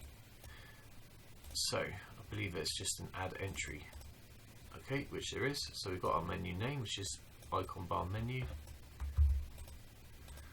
So once an entry has been created, it's copied in. So we don't have to worry about any of this stuff persisting through the lifetime of the application. So we're going to do .add entry, and that is our quit item menu entry. So this is getting, when this gets quite convoluted, you're going to basically have to make your own functions or something that builds the menus up and split that out on its own sort of and rather have it all inside a massive constructor. But because there's only one entry, hopefully it's okay. So save that. So we've got our menu entry, but now at the moment our menu doesn't actually appear or do anything. So we want to make sure that when we menu click on that, it actually comes up. So if we go back to the drag path application, oh, actually, I'll tell you what I need to do. I need to, oh yeah, so now we've got our, well, I could do that in a bit actually. Yeah, we've got to create observers anyway, so it does get quite convoluted, and this is all really basic as well, but it's like abstracted it away. Once you've done it, it's done, sort of thing. Okay, so we've got our menu entry created, we've got our menu created, but we've got no way of visibly generating the menu when you middle click on the icon. So what we want to do is we want to put an observer on the clicking of the icon, and then when it registers a middle button click, tell it to open a menu. So in drag paths icon bar file, I've got an icon bar mouse click observer. So I've already defined that as a type inside SALib. So what we've got open, we'll get rid of the menu for the moment. So in SALib, I've got mouse click observer, I think it might be. I've got a class there, icon bar mouse click observer, and it's got three parameters that are passed in: a command item for what to do when you left click with select, left click; command item for what to do when you right click, which could, both of those could be the same. And because it's an icon bar observer, it's always going to bring up an icon bar menu when you middle click, because that's the standard operation. Therefore, you should pass in a reference to a menu that you've already generated. So we've created our icon bar menu, so we need to create an icon bar click observer, pass in the icon bar menu that we made, and then for the moment we can put like a null command type which exists. So I've got that inside this command.h. So there is actually like a null command which does nothing. For the moment we can just throw that in there to get the application to work. Okay, so we're going to have to include this header file in our header file, whichever one that is. I've got so much stuff open. This one probably. So I'm going to have to include, nope, mouse click observer. So we're going to do hash include SALib. I'm trying to do this alphabetically as well. Mouse click observer .h. Okay, so that's that file. And we're going to create a new mouse click observer object in here. So we're going to do SALib, :wimp, icon bar mouse click observer, and we'll just name it _icon bar mouse click observer. Okay, and what we're also going to do is we need a command object that actually persists throughout the length of the icon application, rather than we can't really construct one on the fly because it's going to be called out to. So I'm going to, for the moment, I'm going to I'll tell you what, I could put the command items further up, couldn't I, so they exist first. So let's actually cut that. We'll stick that above the items so the commands exist first. So I'm going to do a SALib :wimp null command we'll just call it null command, and that null command type doesn't do anything. I think I've got that open already. So it doesn't have anything in the constructor, and its execute function doesn't do anything. So I can just use the same object. So we've got our null command for the moment. Save that, minimize that one. So we've got our mouse click observer now, which needs to be initialized. So copy that. So that's now in our initializer list. Let's make sure we get this in the same order as well, actually. So we've got task, icon bar, icon bar menu. So now we need this one to be initialized.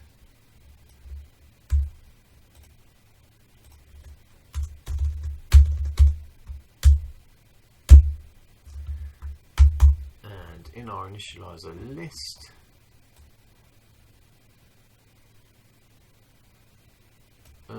it's not a quit items, it's sorry, I've got the wrong thing there. It's our mouse click observer, isn't it, we want, not the click item. Sorry, it's this one, isn't it? Look at that.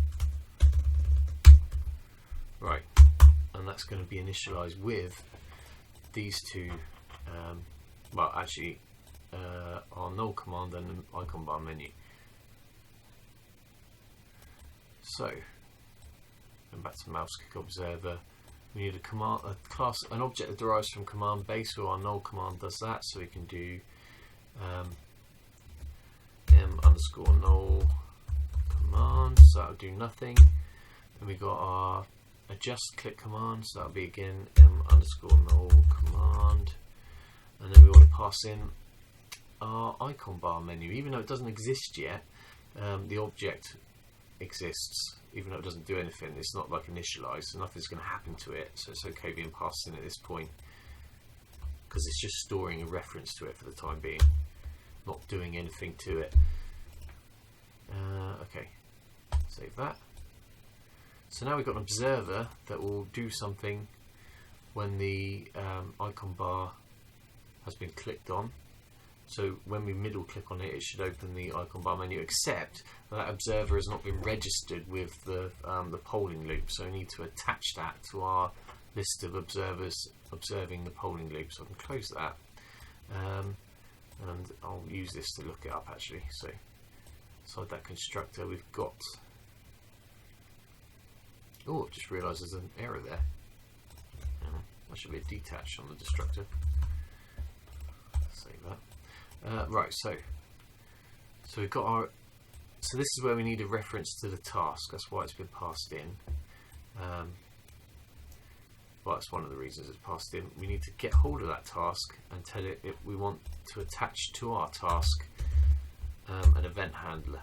So we've got our get event dispatcher. In fact, I can copy it here. So we've got our event dispatcher, and then we get hold of the mouse click handlers, and then we're going to attach our icon bar mouse click observer. So I'm just going to copy that line wholesale. Okay, and then in our destructor we want to make sure if this icon bar icon gets deleted, we want to make sure it gets rid of the handlers in case it causes some sort of issue. So I'm going to detach the same handler. Okay, so if I save that now, I think with a bit of luck we should be able to get an icon bar come up on the icon and be able to middle click on it and get our menu to pop up, but get the menu to pop up, but nothing will happen when we click on the menu item. Hoping that's the case. Compile, that's a good start.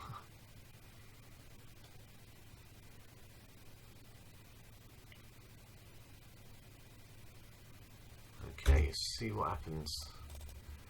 So middle click, and there we go, we've got a quit icon, SACode is the name of the menu, click on it, nothing happens because we've not implemented any code to actually do something when that click observer. In fact, we haven't attached an observer to observe click on menu items, but we've got it to generate the menu, and click and select and adjust doesn't do anything at the moment. Okay, so still got to quit it with this thing, which is getting a bit more annoying. Okay, so what we need to do now is we need to attach another observer that says what to do when we select an item from a menu. So I'll go back here actually, because I've got this. This is basically just going to be a clone of this, isn't it? I've got two copies of that file open, have I? Oh, it's the SACode one. Save this. So this is the annoying thing about RISC OS, trying to get to a window. Right, so we need, there we go, so the item there we need is a menu selection observer. So if I go back to SALib header file, menu selection observer is its own file, and we've got a constructor that just passes in a reference to the menu that we're trying to deal with. So that will actually handle, that observer will handle every particular item. So we're going to do SALib, can't go on WIMP, can't go on menu selection observer, m_menu selection observer. Okay, and we're going to include menu selection observer in our header file.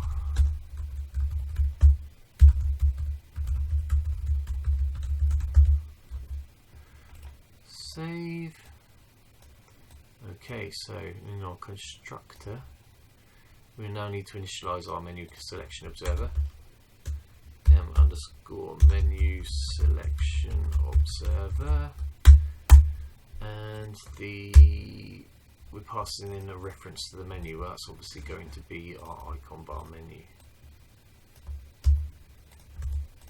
Okay, so now what actually happens is in this observer, because each individual menu entry has been tied together with an operational command, what it will do is it will look up, so let's say for example we selected item 6 on the menu, it will find the list of items inside the menu, go to item 6, find the menu entry, and it will call out to that menu entry selection command, or to its adjust command, depending on which one's clicked. So we don't have to worry about, because of the way I've written it, the user doesn't have to worry about finding out which element it is. I can actually show you how that works somehow. What have we got open here? Let's minimise that. Go to the CPP file. So this menu selection observer. So this is a bit of a convoluted method. I've got to rejig this a little bit. So what I basically did was I go to the menu that's in reference, is message for me. So basically I'm checking from this block pointer, I'm seeing whether it matches the handle that's passed in.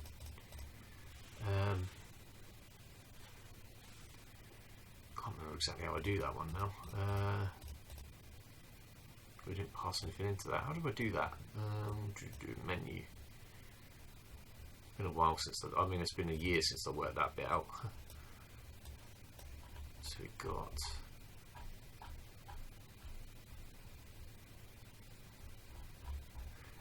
yeah, I think it might be something to do with the fact that I had to maintain a list of the last items, something like that.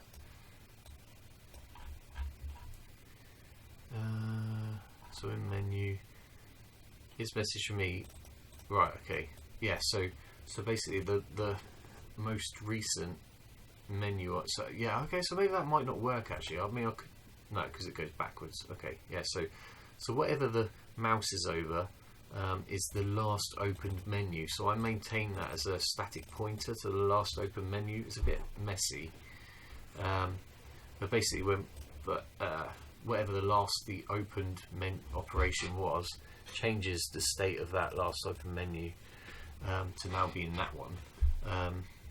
So basically we just test against that, because I'm going to iterate over all the menus effectively that are in a menu list, because there'll be sub menus, and just check that it's the right one. Okay, right, so forget about that. So what it does is it checks that it's the right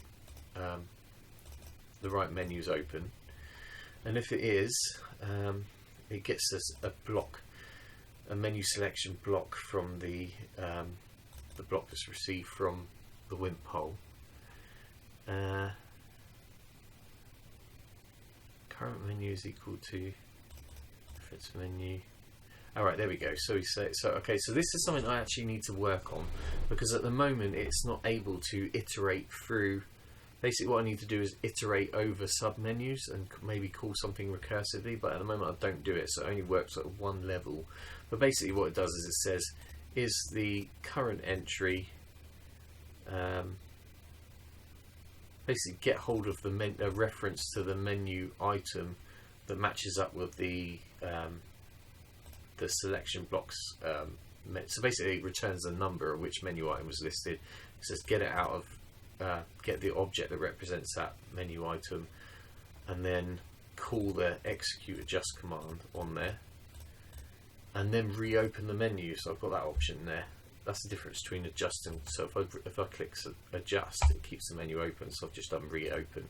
Otherwise, execute select click command. That's why we pass our two command objects in. So yeah, there's a little bit of change needs to go on with that. So what we do, we've got a menu selection observer, passing the icon bar menu. I think all we need to do now is attach that observer to the list of event handlers. So we'll go here. Yeah, I don't think I have to do anything with it once it exists. So I can just copy that.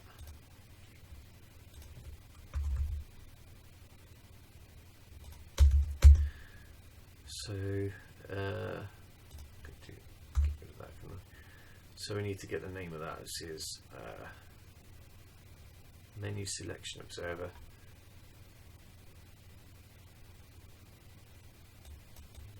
Is that the right one?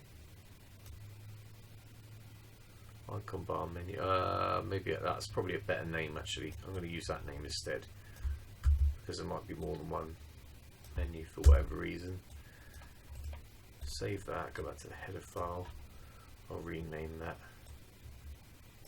icon bar selection observer. Okay, save that. With a bit of luck, if I build this now,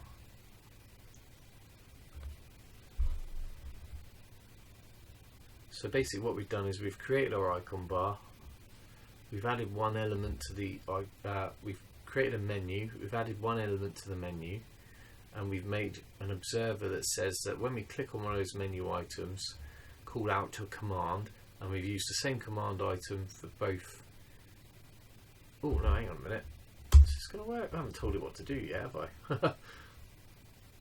I don't think this is going to work, is it? Surely. Middle click, quit. Yeah, it doesn't do anything. Okay, yeah. I haven't actually created the command items, have we? So, okay. So we're almost there. So at the moment, our menu selection observer, what did we construct that with?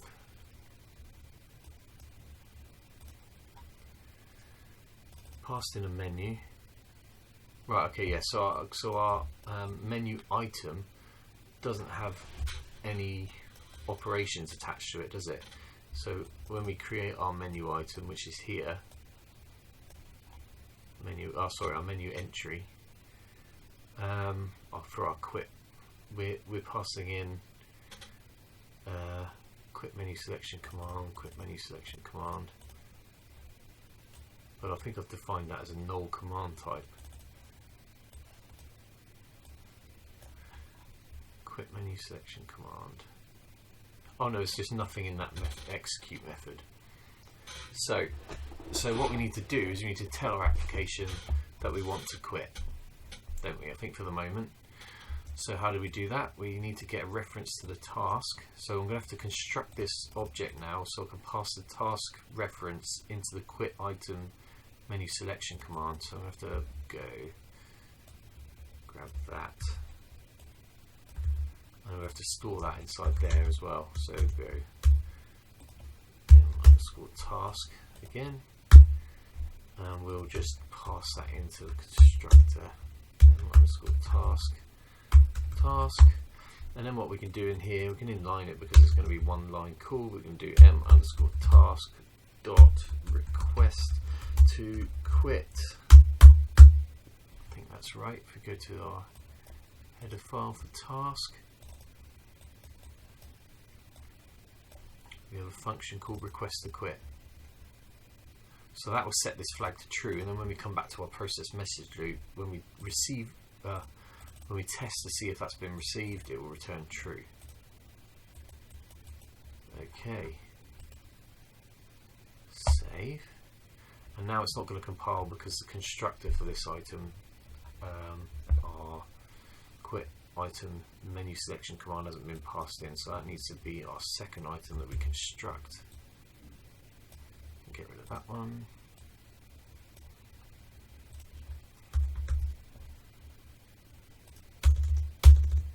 We need to pass the task in. I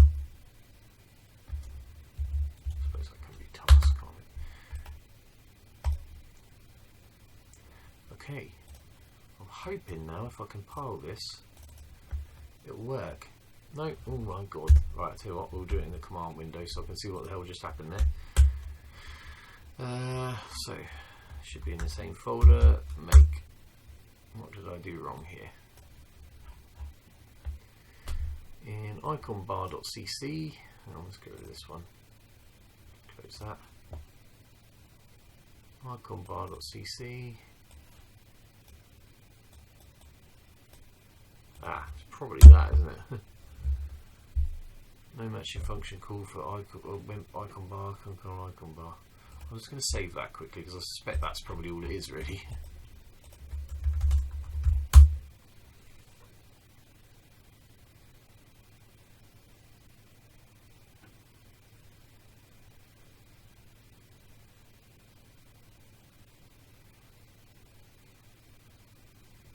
Okay, let's see what we got. SACode, we've got an icon on the icon bar, menu, quit. There we go. Okay, so I think we've just about implemented our requirements there, haven't we? So I'm going to add to the requirements. I'm going to say that 1.6.3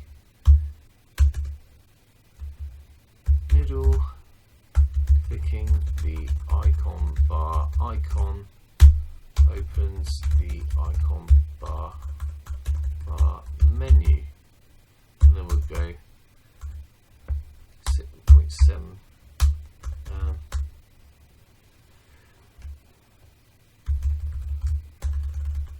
the icon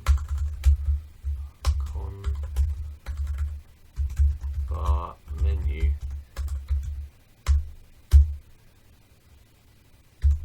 behaves thus. we'll say 1.7.1. The title of the icon bar menu is SACode. I'll just run this again. Okay, so the menu is titled SACode. Okay. I'm going to write this a requirement in a way that can be continually updated. So we'll say 1.7.2. The last item in the icon bar menu is quit 1.7.3. Clicking the quit menu item closes the application. That will probably be subject to change because there'll be more advanced behavior than that, but we'll say that for the moment. Save. Okay, so that, I believe, is all those requirements implemented. Okay, so what do we need to do then? We need to get rid of all this rubbish, and we're going to add that to our Git repository, aren't we? So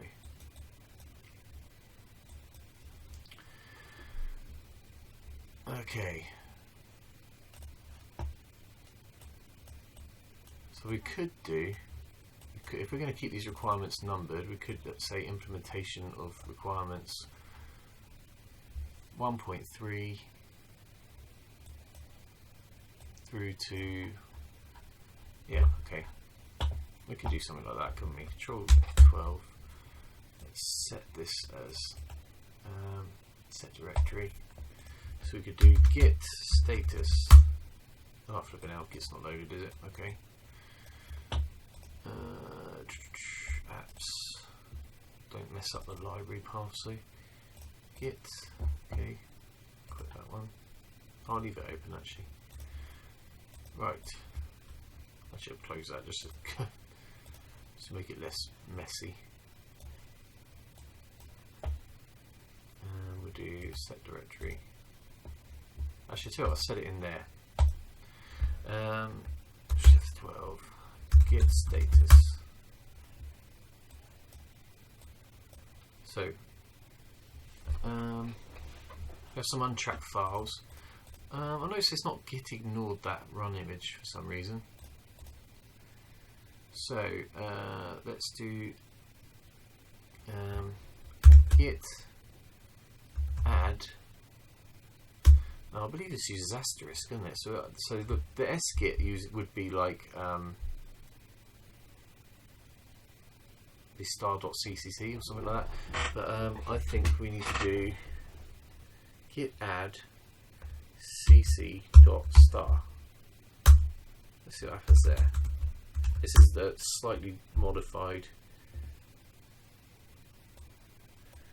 No, okay, that's not going to work. Okay, let's do git add.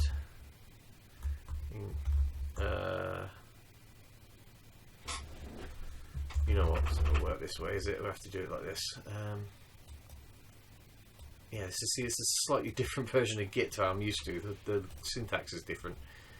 It needs to be in this folder, don't we? Set directory. So do git status again. Let's do git add pling run status. Make sure it's showing up. Why is that not adding that one?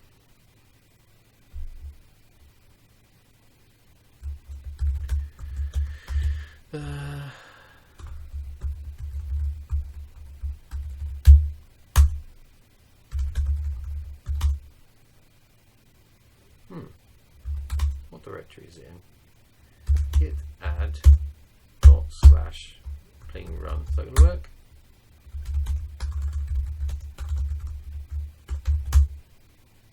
Why is it not adding it? Oh, I know what it is. It's the exclamation mark. Okay, so let's do git add. I think it's / pling run. Git status. No. Okay. Help. Add c.main c.star RISC OS tips. Oh, it's a /. Yeah, git add pling run won't work. Try git add / pling run. It's not quite the same as the I'm so used to sgit on RISC OS. Hopefully this time. Git status. No. Oh, come on. Help me out here, man.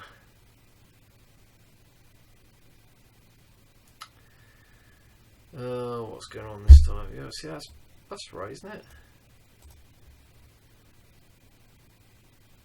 / pling run. There's no space. There is a space in there, isn't there? Oh, I don't really want to do git add asterisk.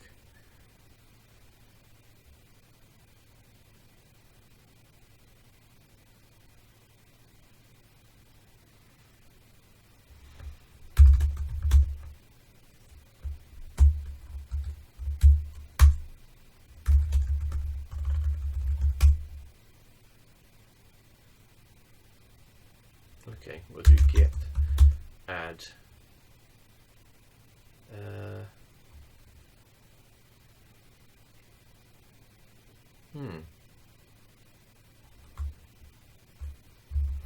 Interesting, they're not relative paths either. See it. That shouldn't be there really. That should be relative, so it should just be that. Let's try git add. Let's try pling /pling SACode dot /pling run.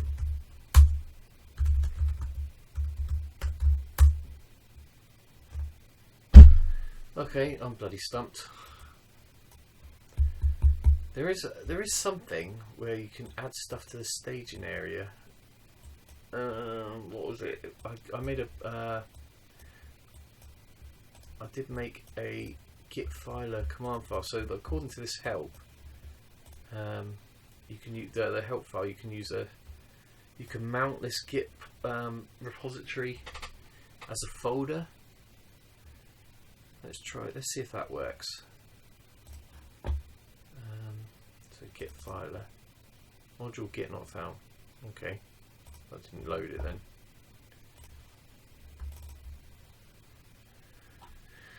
Oh, this is why it's hard work. Okay, module. Let's just double click load that myself. Git filer. Okay, so index. So that is the latest version. I don't know if this is read and write only. I don't really want to drop stuff over the top of this because I could mess it up. Branches develop. So it's not staged any of this stuff.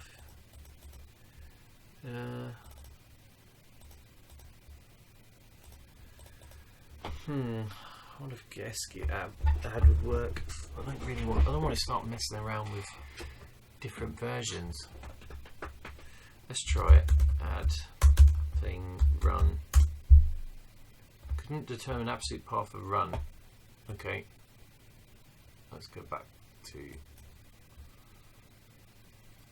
this folder. Set directory. Let's git add thing run. Git status. Let's see if that's. No, it's not done anything, has it? Let's git status.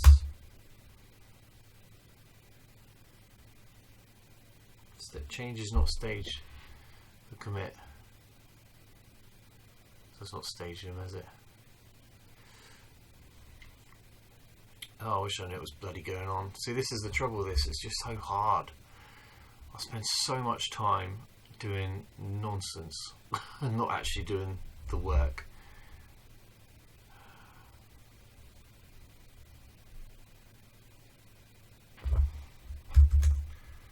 Alright. Git add dot slash backslash pling run.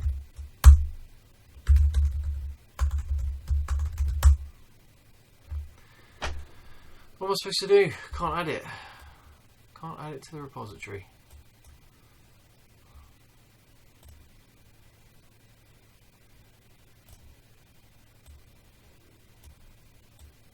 You can add images.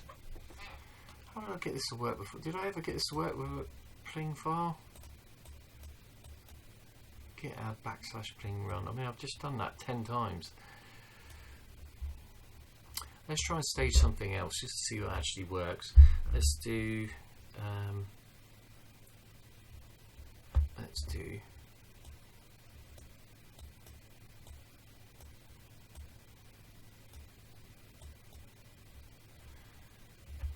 git add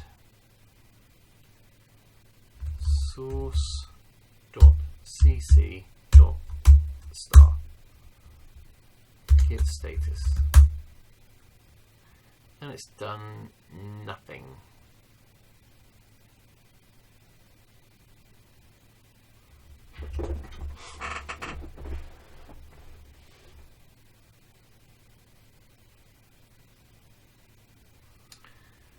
Git add pling SACode dot source dot cc dot star. What are you supposed to do, eh? What are you supposed to do? The source cat the cc git add asterisk git status. Oh.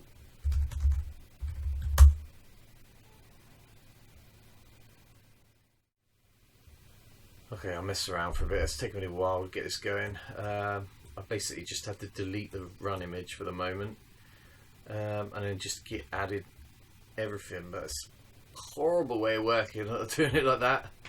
It means I'm going to have to put them all in as one commit, which I suppose is alright, but it's rather not. Okay, so we'll try doing a git commit. We'll just have to be very verbose in the message. Thankfully, when you do git commit with this, it actually does the thing where it opens a text file, rather than you having to do one line commit message. So we can put our message in there. So we have to remember what's everything that's happened now. So go back to our requirements. So we do implemented. So we can say which requirements are being implemented. Requirements.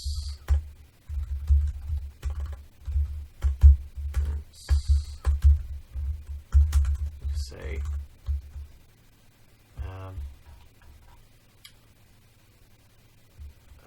1.3.1 thing boot 1.3.2. You could say thing run updated to run thing run image, but WIMP slot still unspecified. Now we could say 1.3.3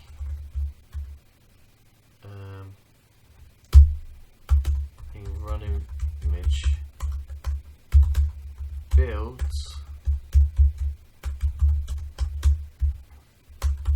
but not checked into.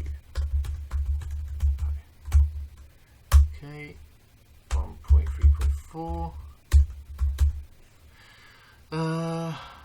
sprites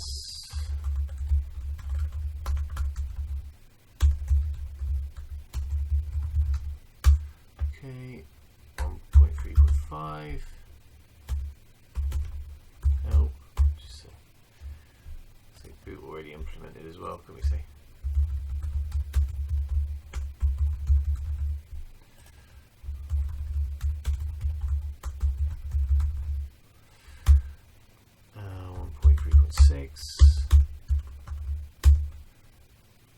Source folder exists.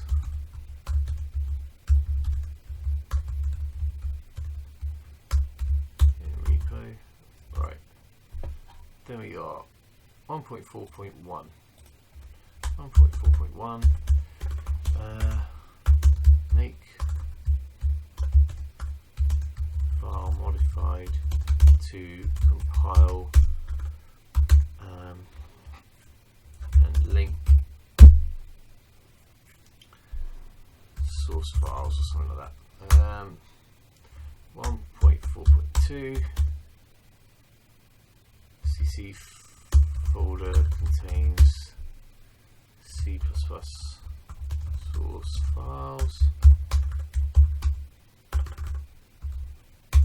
Say 1.4.3. It's a bit of a crap way of working this. H folder contains C++ header files. Okay, is that bit done? 1.6.1.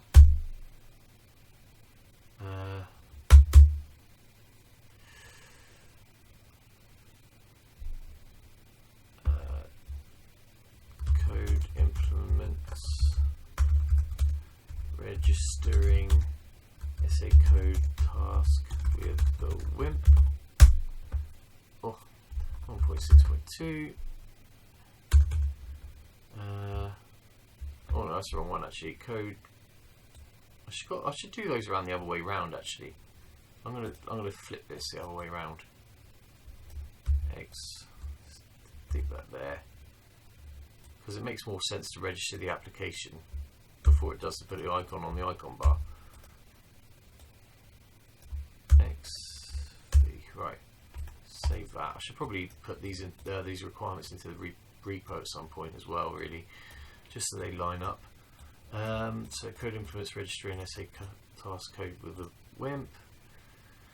6.2 code adds icon to RH side of icon bar. 1.6.3 clicking icon bar icon brings up icon bar menu. 1.7.1. Oh flipping hell, I hate this thing. This is why I hate bloody strong out. It suddenly stops working. Oh right, stay up. Save. And 1.7.1. Title of icon bar menu is SACode. 1.7.2. Icon bar menu contains a single item. Quit. 7.3. Clicking quit on icon bar menu closes application. There we go. Don't really need to put any more specifics in there, but that would do. So close that, and hopefully it's added that as the commit message. So if I actually drag this folder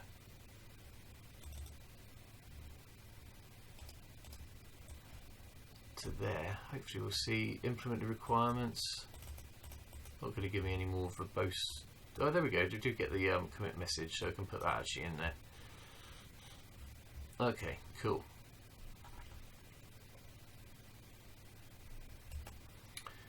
Nice. So there we go, and we can see what the code changes are. Well, obviously that's they're all new items. Okay, so one thing we need to do now then, I want to push this up to GitHub. So I'm going to do, let's hope God this works. Git push origin develop. Oh, feck off. Why are you not working? You work the other sodding day. Oh God, everything about this is such hard work. I got this working the other day, and it's been a sodding nightmare again. It took me hours to get this to work, and now it's not working again. Okay, look like I've got that to work. What's actually added that to GitHub? Oh, okay. Oh, it's crashed, is it? It's actually crashed. Oh, right. Well, anyway, so on GitHub, I think it's time I went to bed. It's 3 AM. I've got to be at the dentist in 6 hours. I'm going to edit this video in the morning. Oh, hard work, man. Hard work. We're getting there, though. We're getting there. Anyway, thanks for watching. I'll pick this one up later. Take it easy.